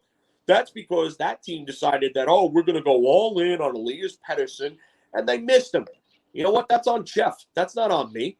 That's on Jeff. That's on Sather. You know what? If Dolan wants to ream them out for it, which he ended up doing, obviously, reamed all of us, you know, that's on them. So Lias Anderson can shut his mouth for all I care. He can know his role while he's at it, because his role ain't at the NHL level. That's for damn sure. And then you got, Vitaly. He comes over. He's sharp and soft. He thinks that this is Russia. He thinks that the rink is wider and it's a bigger rink to play on, and there's no physicality here. So I told him, you got to go grab it. You got to grow a set of balls, and you got to learn how to play along the boards. You got to learn how to play with intentions. You got to learn how to play with grit and some intensity. You know what?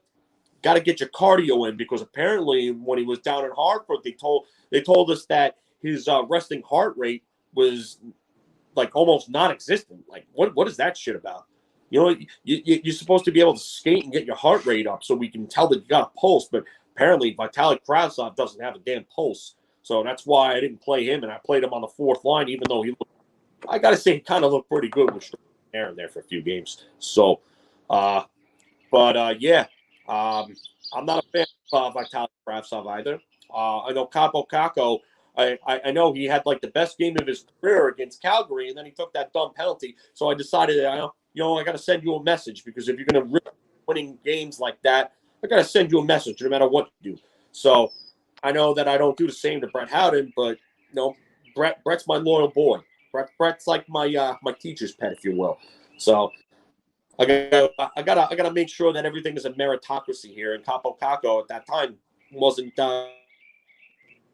Then you got Filip.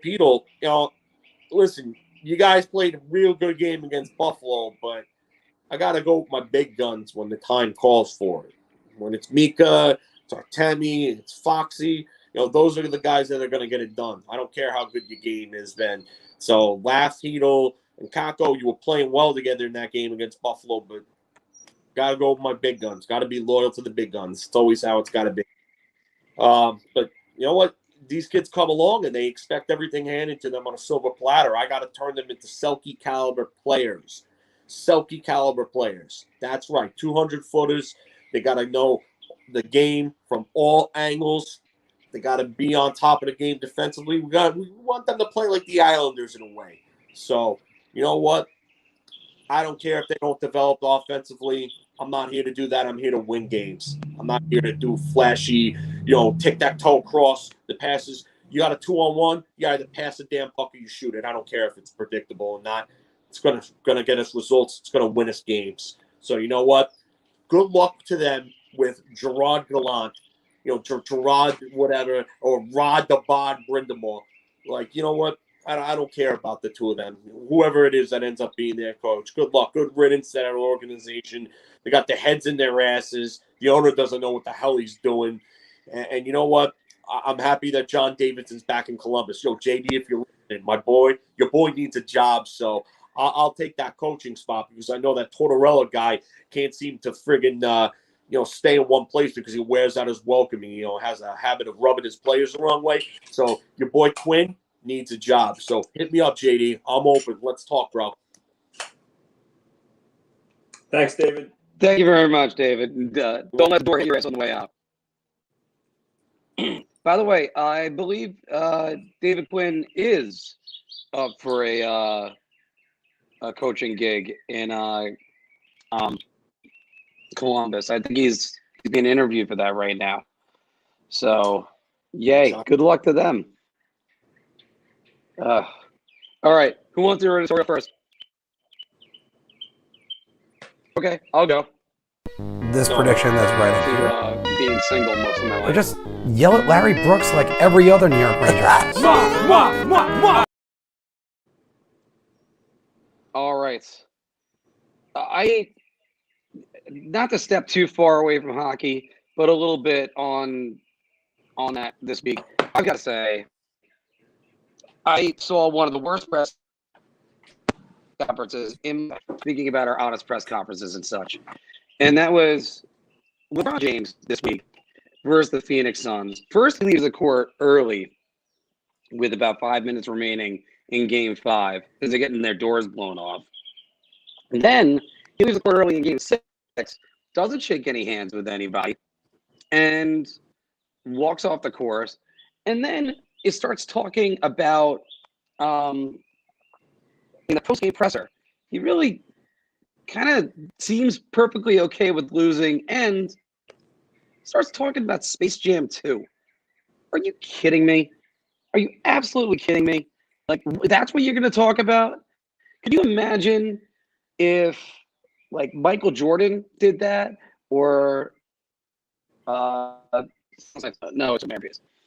Anyway, could you imagine if Michael Jordan did that? Or imagine 1995, even though the Rangers won the Stanley Cup, they got their doors blown off by the Philadelphia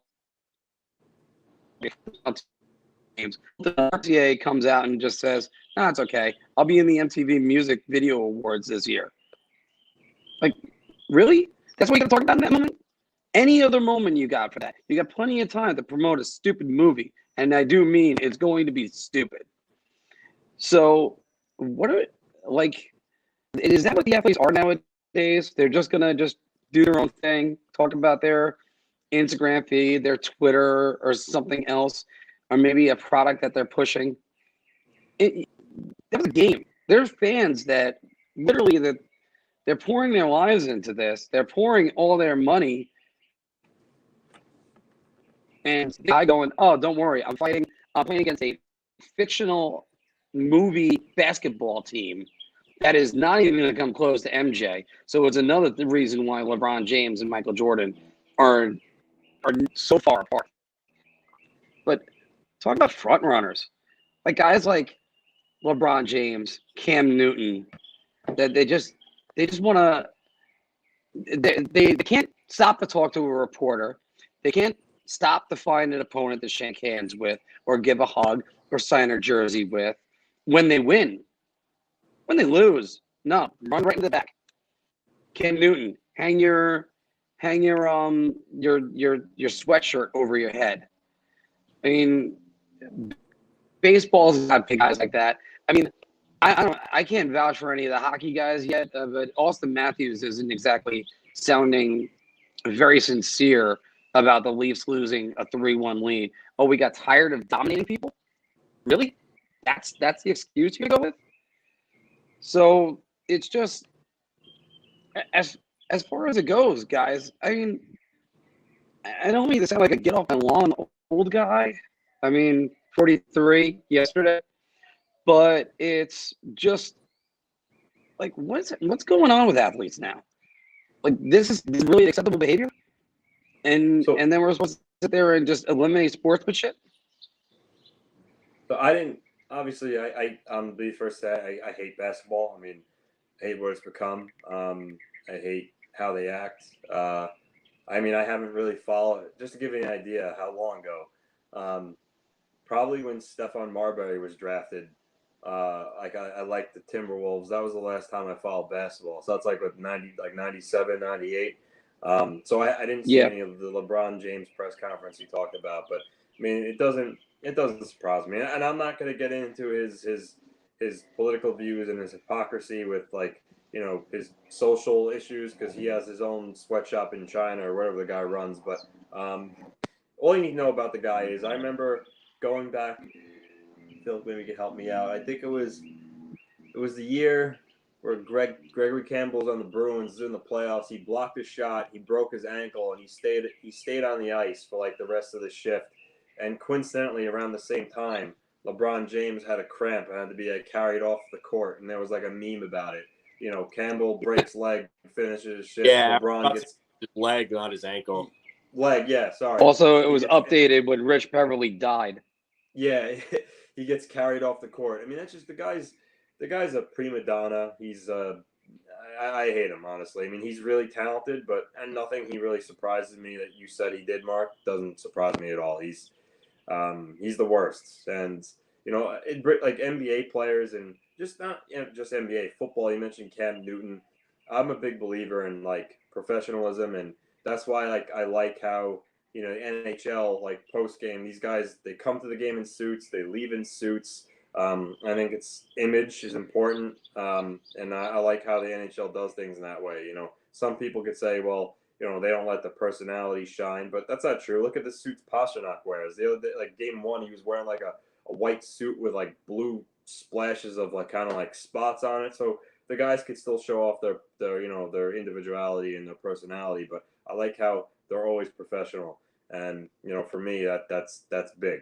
Because I think it goes to whole Lou Lamoriello's belief of no facial hair, no high numbers, because it's not about individuals to win. He always says to win championships, it's a team effort, and you play for the logo on the front, not the name on the back. And again, that just goes to how professional you are, and when you're professional, I think a lot of people respect you for it. And generally speaking, the teams that do things like that are the successful organizations. So that's my thoughts on it. Yeah, I'm not a fan of LeBron James. I do like basketball. I don't like it as much as I did in the 90s. Basketball is probably my number 3 in the 90s behind hockey and baseball.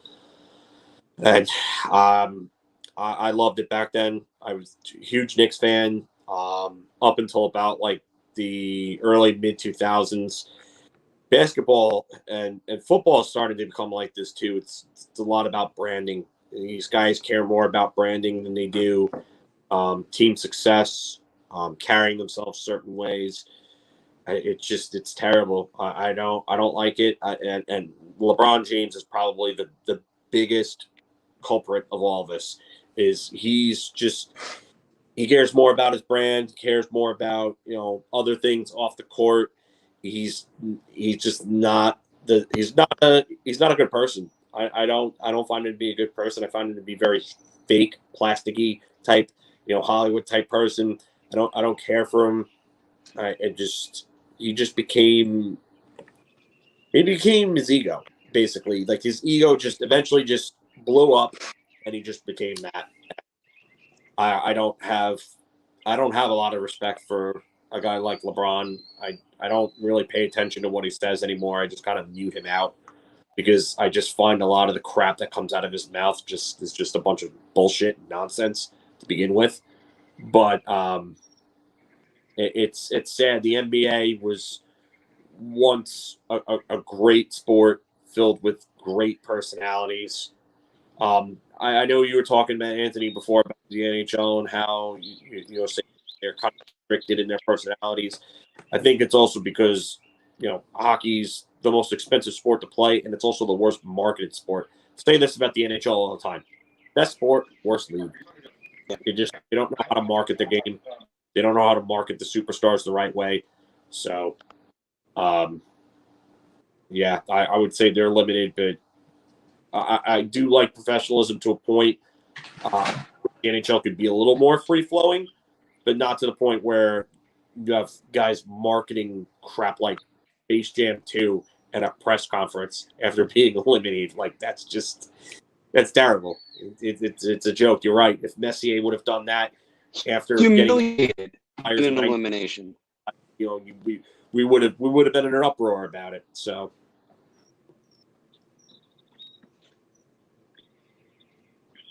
And I mean, and not just that. What's because it's going to sound like we're picking on basketball or even football. Let's go back to basketball. Let's just say take it back 25 years. Charles Lee heard that. Middle of the it, how many people are in it's about it. And it's not even multiple. It's time and place limited. They're a good job. And again, it's you got to be kidding me. And whatever happened to sportsmanship? And maybe that's another reason why I'm a little bit about this stuff, because he doesn't shake hands. He never, but he'll do it when he wins. No, go to hell. You know what? Tom Brady doesn't do it too. What do you think? I'm just an old guy that. Oh wait. Yeah. No, I mean, again, I've seen Tom Brady shake hands after games. Yeah, Tom Brady, when he loses, doesn't want to shake hands. When he wins, he wants to shake hands. He's another one. He's a crybaby. I don't like. I mean, you could talk about Tom Brady being like a model citizen, otherwise off the field, like no extracurricular stuff. But you know what? Tom Brady's another one. He just has no sportsmanship. He's a poor sport, and it's not a good look for the sport. Like, just even if you don't mean it, just go and shake hands and just go and walk off. You don't have to sit there and celebrate and give him a hug and talk to him for 5 minutes if you don't want to. Just go for the formality. Like, all right, so good point with Tom Brady, because I mean, I know it happened at least a few times. I didn't know it happened repeatedly. So in that case, Tom Brady, shake for hands. I mean, one of the greatest traditions is handshake. And even with Milan Lucic telling people, I'm going to kill you, it's still like one of the greatest traditions. All right, who is up next? I'll go. It doesn't matter to me. Phil? Yeah, that's fine. No, Anthony can go if you want. All right. I got you. I got you right here. They just do what they always do. Why is he putting Leo Komarov on the first line? Like, Welcome to the Rock. So, with the Islanders being 1 win away from potentially going to the conference finals / semifinal, whatever you want to call it, this year for the second year in a row, it got me thinking about, a discussion on kind of Islander mania about Garth Snow's legacy, and if the Islanders put their stamp on this and went to the finals or won the cup, should he get credit in any sort of way for the victory? Because if you look at the roster, if you go through it, he constructed a lot of it. So he drafted Anders Lee.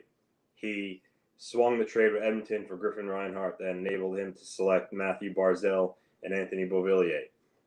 He traded Ryan Strome for Jordan Eberle. He drafted Josh Bailey back in 2008. He drafted Brock Nelson.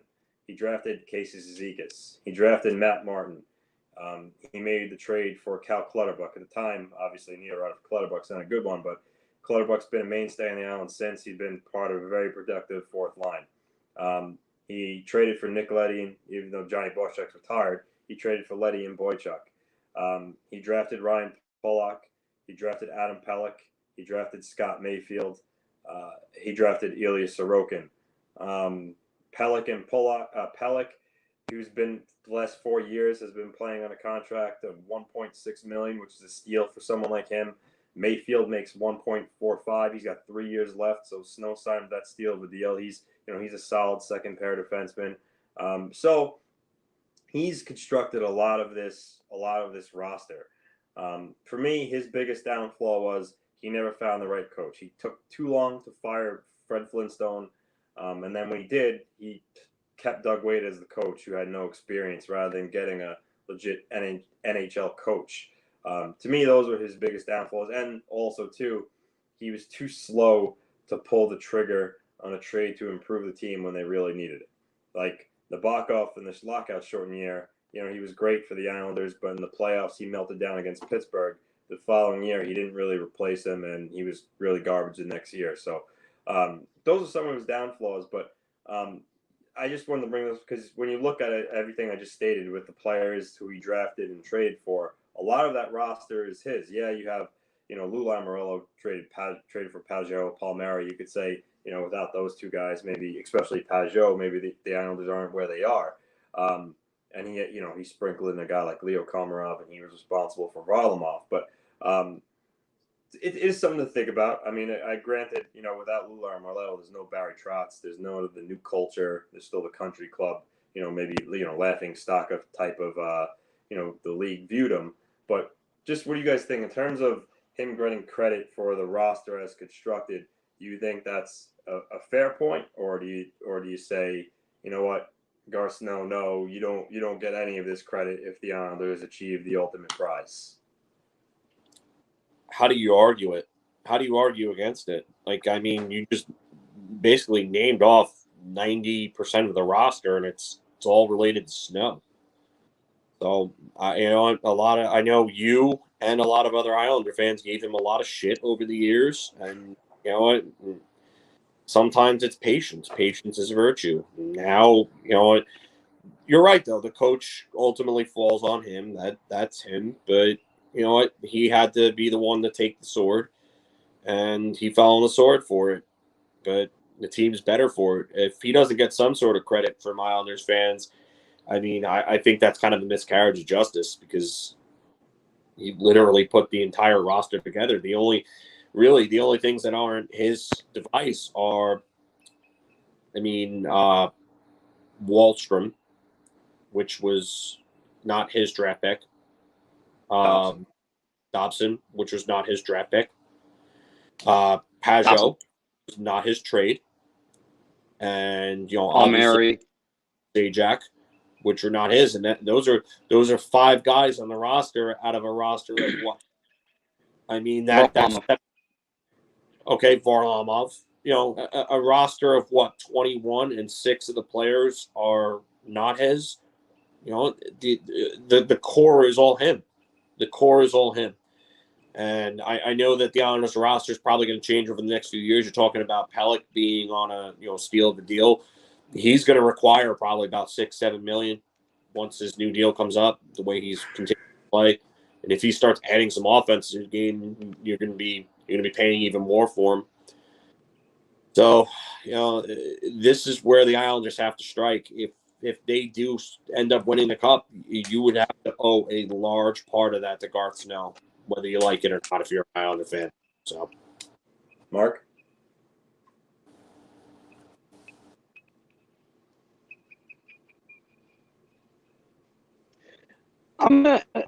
a large part of a thanks goes to Garth Snow. It's sort of like we had a conversation before about Chris Drury a few weeks ago, and that's usually the guy that's building doesn't get to finish the house. Usually there's a different person for the exterior than there is for the interior or the framework. And, Garth Snow did get the framework. He got all the parts. Islanders should be more than happy about that, and the fans. But Lou Lamoriello brought a different culture. Starting with one thing, he got rid of guys like Josh was saying.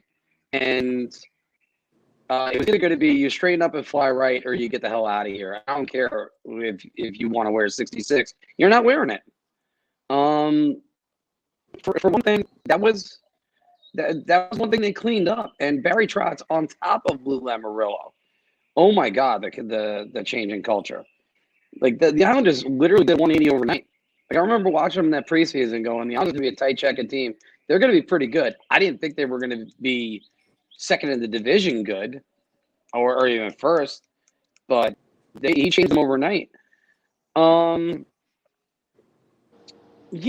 deserves some credit, and sometimes you could look back on Jack Capuano and say 2015 we're on track to be the division winner that year. Yeah. And then they had just collapse after collapse after collapse in like the last 3 weeks.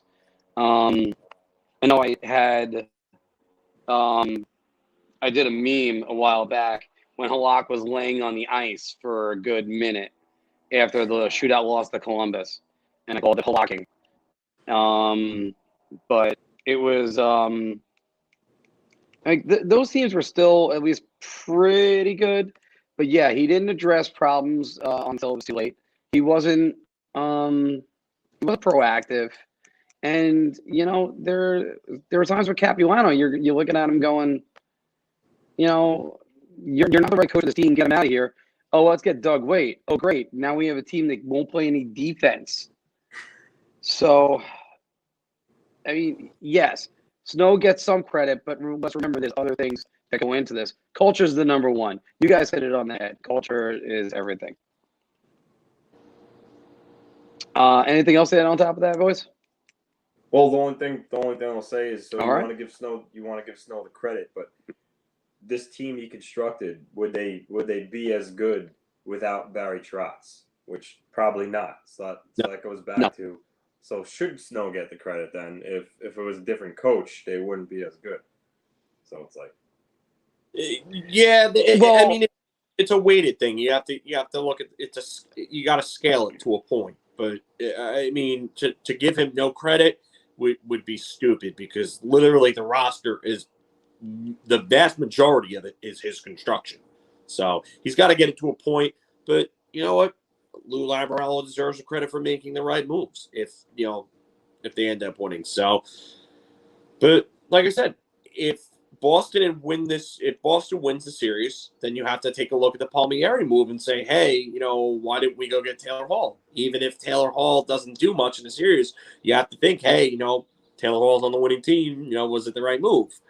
It just, like I said, it just every little action has an equal and opposing reaction.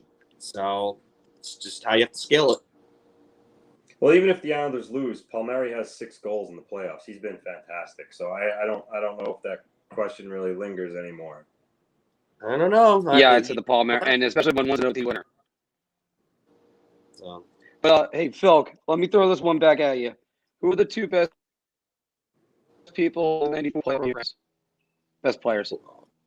You cut out there. I couldn't hear you. Who are the 2 best players in the 94 playoff run for the Rangers? Leach and Messier. I was hoping you were going to say Leach and Richter because that would have been in there. Who were the only 2 people that weren't acquired by Neil Smith? Brian Leach and Mike Richter. Well, yeah. Do we give credit to Phil Esposito? Or I mean, you get credit as to a certain amount. Different though, because did Phil Esposito draft Sergei Zubov? No, that was Neil Smith. That was Neil Smith. Did Phil Esposito draft Tony Amonte and then turn Tony Amonte into Stefan Matto and Brian Newton? No, he didn't. That was Neil Smith. There was more moves. He obviously turned Waite into Tikkanen. Tikkanen was really important to them. These are 2 different scenarios you're trying to make a parallel to, buddy. Right. I know. It's just we could be here for a while naming all the players in the 94 team. But that's why Snow deserves at least some attention. I don't know about credit. So, and let's go on to my Filkin opinion. As soon as it wants to start. You're going nowhere. Then there's no. I'm looking at you, Jimmy. Oh, there it goes. Oh, no, I didn't. You're going nowhere. Then there's no. I'm looking at you, Jimmy. I'm going to hear the name and I'm going to get PTSD. But the cream rise to the top for you. Well, I've seen around on social media that people are kind of questioning the hiring of Gerard Gallant, or the possible, I should say, hiring of Gerard Gallant, because it looks like he's the odds-on favorite right now. A piece from Elliot Friedman came out, and Dreher both said that they would be shocked if Gallant was offered the job by the Rangers to take it. So essentially making him the odds-on favorite to be the coach of the Rangers right now. I have a feeling that the Rangers are trying to hold out for Rob Brind'Amour, see if Rob Brind'Amour is eliminated, and see if they can maybe throw a bunch of money at him, get him there. I would imagine so, after especially the way that Brind'Amour outcoached David Quinn in last year's play-in series. But I think Gerard Gallant would be a great hire. Would be an absolute great hire. He'd be a great fit for this team. And I get that people are skeptical because he was fired from 2 different teams that were contenders at the time. But if you look at it, it was probably due to issues in the back. Because why would you get rid of a coach that was coaching winning teams, especially Vegas? And the Florida firing, I don't make any mention of, because that ownership group was a mess at the time, and it took them until now to figure it out. When they fired him, 4 or 5 years ago, and it was during the 16-17 season that they fired him after the loss to the Islanders in the first round in the year before. So the Florida management and ownership situation there has been a mess. And I know that some have brought up the fact that he was fired from Columbus, but really, like, in Columbus, the second best player he had at the time, you could argue, was David Viberti behind Rick Nash. He wasn't going to win with that. And the goaltending carousel that they had in that, they had guys like Marc Denis were like their starter for a while. They weren't winning with that. So I don't really care about what happened in Columbus. And I would put little to no stock into what happened with Florida. But if you really want an answer as to why he was possibly fired, it was probably because of behind-the-scenes issues. He probably wanted more say in the front office and the personnel than they were willing to give him. And, in football, we've seen that. The Jets wanted Mike, former coach of the Green Bay Packers, to coach for them. But, the Johnsons didn't want to give him the job because he wanted autonomy to basically be the head coach of the GM. And they didn't want to do that. They didn't want a guy like that having that much power. And I have a feeling that Gerard Gallant wants that because, Gerard Gallant knows how to build a winning team. I mean, he literally is that good of a fit for the Rangers because he took two teams, a Florida team that was a 29-win team in 2014. They ended up drafting Aaron Ekblad, his first overall pick after that season. He comes in 2015. They win 38 games. The next year, they win 47. They win the division. They had 6 players on that team at the start of the season that were 30 years or older of age. And they lost to the Islanders. One of those guys was obviously Jaromir Jagr. But Gerard Gallant got to take his players to the next levels forwards. And I really don't like to lump in defenders because defenders are usually coached by defensive coaches. Like, look at the way that Adam Fox and Ryan Lindgren and others responded under Jacques Martin as opposed to Lindy Ruff. So you could obviously see the differences there. But, Gerard Gallant took guys like Alexander Barkov, Jonathan Huberdeau, Vinny Trocheck, Riley Smith, and Jonathan Marchessault in Florida and turned them into really good players and helped them get to a next level that they needed to get to. And then again in Las Vegas, he had Marchessault and Smith again, and they got even better in Vegas. And then you have a guy like William Karlsson, who was an afterthought in Columbus and was left unprotected because Columbus didn't think he was going to be anything special. What does he do? He goes to Las Vegas, scores 40 goals and 70 points in his first season in Vegas, which was Vegas' first season. And he turned Vegas into a Stanley Cup finalist in their very first year. The last team that's done that in professional sports was the St. Louis Blues in 1968 when they went to the finals and they lost to the Montreal Canadiens. They were coached by some guy, however, that was named Scotty Bowman, who ended up being the best coach of all time. Yeah, but Scotty Bowman wasn't Scotty Bowman at that time. He was just an up-and-coming coach. So what Gerard Gallant could do for this team, even if he doesn't take them to the promised land, what Gerard Gallant could do to this team is take those guys to the next level. And I know I've used this analogy before. I'll use it again. He could be the Rangers' Buck Showalter, even if he isn't the long-term answer. And Buck Showalter, as baseball fans know, coached the Yankees, coached them up until 95. They got knocked out in that series against Seattle. And they ended up winning the World Series the next year and then would win, 96, 98, 99, 2000, went again to the World Series in 2001, went again to the World Series in 2003 and lost. So that was, the Dynasty Yankee years. Buck Showalter also coached the Texas Rangers. And the Texas Rangers turned into a team that went to the World Series after he left. And Ron Washington took over. And then he did the same thing with the Baltimore Orioles. He turned them into a contender. Oh, and he also turned the Arizona Diamondbacks into a contender. And right after he got fired, the year after he got fired, they ended up winning the World Series against the Yankees. So, I mean, even if he's not the answer, he could be the guy that could help these guys get to another level. And I know there's no Laviolette out there because I wanted Laviolette. I wanted him twice. And they decided that they didn't want to fire 2 first-year coaches in Alain Vigneault and David Quinn in order to get Peter Laviolette, who I thought would be a great fit for the Rangers, who would actually help this team out, could work with veterans and with younger guys as well. They didn't want him. So, you know what? There's no Laviolette available. Maybe Rod Brindamore becomes available. But I think people that are not high on Gerard Gallant, I don't get why you're not high on him. And I think that you're going to be singing a different tune if he comes along. and will develop this team to be what they can be. So, by the way, just two notes first before you start, Anthony.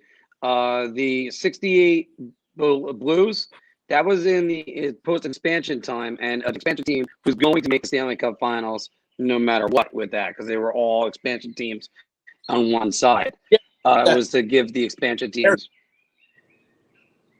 Yeah, still an impressive thing. The other part of that is, you mentioned the no-name Scotty Bowman. Anthony, do you know who the captain of that team was?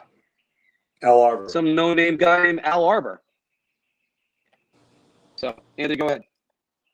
So, I mean, I agree with a lot of stuff folks say. I think Gerard Gallant's the choice for the Rangers unless Brind'Amour became available, but that's a dangerous game. Waiting to see if that happens. But my thoughts on Gallant are he has three choices essentially. The Rangers, I believe he had or has a second interview with Columbus, and Seattle's talked to him. I don't think he'd pick Columbus because, the stars bolt out that door seemingly like every year. Seth Jones is next. He wants out. They had a bad year. They traded their captain, Foligno. I don't know if he wants to take over a team that, it might be retooling or all out rebuilding. And also he's coached there before. I mean, I'm sure he has so long ago. I'm sure he has no animosity. Obviously, if you're interviewing with them, he'd be interested in coaching them again. But I don't think I think it would really become between the Rangers and Seattle. Now, before I get to the Rangers, I would say the one part of Seattle that could be more enticing to him is as in a guy who may want a lot of control. He's taking over a team that's a blank slate. I mean, hell, they only have one player that they signed, the junior player. So I'm sure he would have a lot of talks with Francis about guys he wants them to take in expansion, and he's essentially carving out his own team. So for him, that might be really attractive. On the other hand, with the Rangers, he has a team that I don't think is too far off some tinkering. You have one of the star players in the league on your roster, Artemi Panarin. You got a very good goaltender who is going to still grow. You have guys like Zibanejad and you have Fox. So you have good pieces. The Rangers are closer.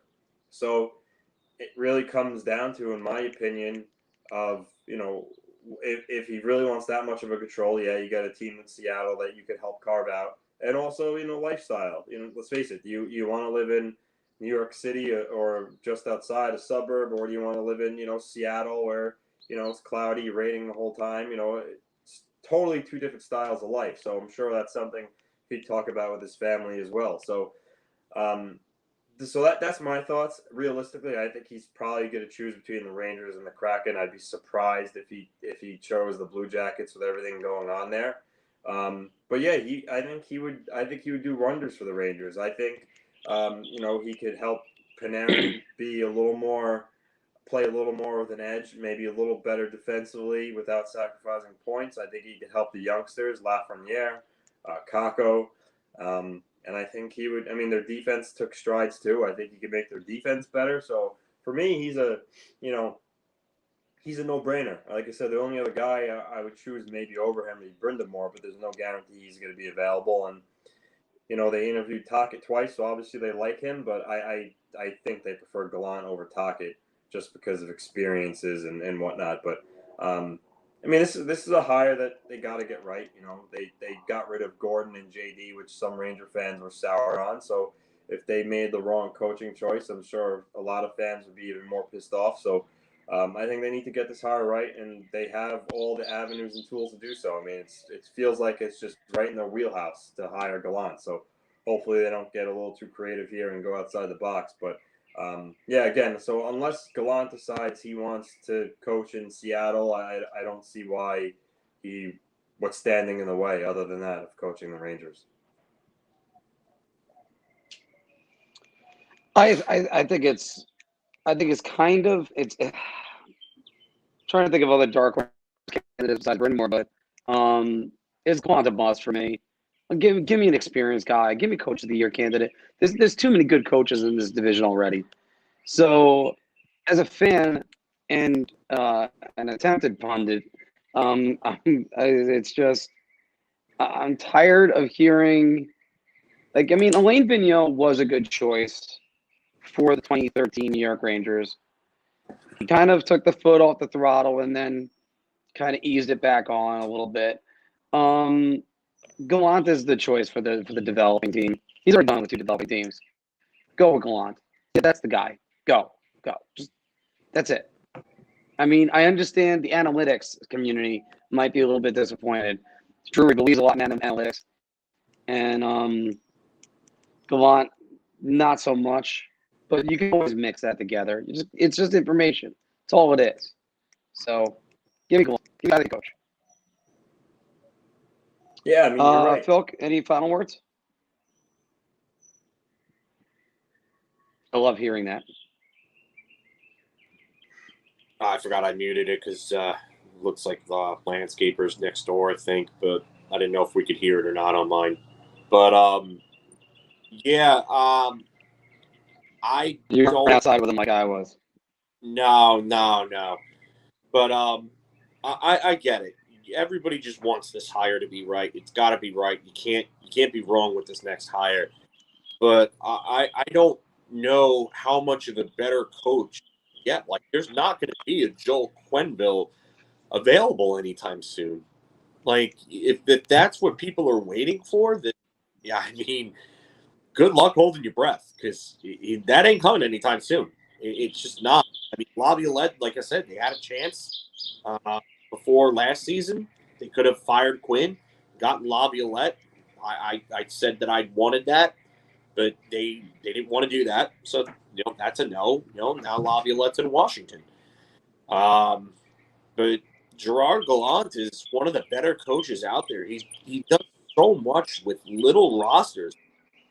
I can only imagine what he could do for this team with the roster that's in place. And, he works well with young guys. Oh, Goldberg. Yeah, it's scary to see that there are people that are this low on Gallant out there. It's just I don't get why. I really don't understand it. And I want to know who these people think that's going to just come along and take Gallant, other than Brindamore, which that is a pipe dream, really. Because I really don't think he's going to be the coach. If he ends up being the coach, excellent. Great. Good fit. Great fit, actually. Maybe even a better fit. But who else is out there? Who else? Because you can't hire somebody that's inexperienced after firing Quinn. If that's the case, then you should have just kept Quinn at that point. 100% on that one. Anthony, do you have the last word on this? I mean, no, not really. Other than like I said, you need to get this hire right. Don't get too cute. Hire Gallant. Yeah, if Brindamore became available, he's your guy, but go Gallant. Don't do Tocchet or, I mean, anyone else, just Gallant. Well, I said last word before, and now this is going to be my third last word, so I broke the promise there. But yeah, 100%. And we just talked about it in the last segment, how quickly things can change when you get a good coach in there and you change the culture. And maybe that's what the Rangers really needed. They needed a culture change. And it's so weird to even say that where JD is the president. That culture should have been in place. I don't know what was going on there, and maybe there's more than what met the eye, because there were other incidents. But you know what? Get this coaching hire right. What do you think, though? Do you think Gerard Gallant is the only option for the New York Rangers, and or possibly of course Roger anymore? Can they go off the board? Give us a like, share, and subscribe. And actually, that will conclude our podcast for today, which is a good thing because I got lunch coming up in about 10 minutes, and I got a tea time coming up soon too. If anybody was still sticking with us throughout the technical difficulties and the Gardner that were right behind me, thank you very much. So that's one reason why I had to get back over here, because I knew the router is right over here, so it would give you a nice bright videos of me. So Goldberg again. David Quinn was terrible. He's a knucklehead. Oh, I missed the Alex Goldberg. I really do hope Charles Barkley is. Yeah. Quinn, you terrible. You a knucklehead. I could just hear All Goldberg. Right. Well, with a good, does he got a good terrible? Yeah, he does. Good with it. All right. Well, we're going to sign off the broadcast right now. So until next week, well, probably early or as late as Saturday, because we're going to have to talk about either the Islanders moving on or their next opponent, the Tampa Bay, or the Islanders getting eliminated, or their next opponent, the Tampa Bay Lightning. Oh, wait a minute. Could be the Carolina Hurricanes. Yeah, sure. That's right. All right. Wait. One more comment from Goldberg. See, that's what keeps us going. Yeah. Because we just got to get more to see. We're working on it. We're growing. We're going to be changing the name of the podcast and the channel. More on that at a later date. First, I'd like to rather talk to these guys about that before I actually announce anything. But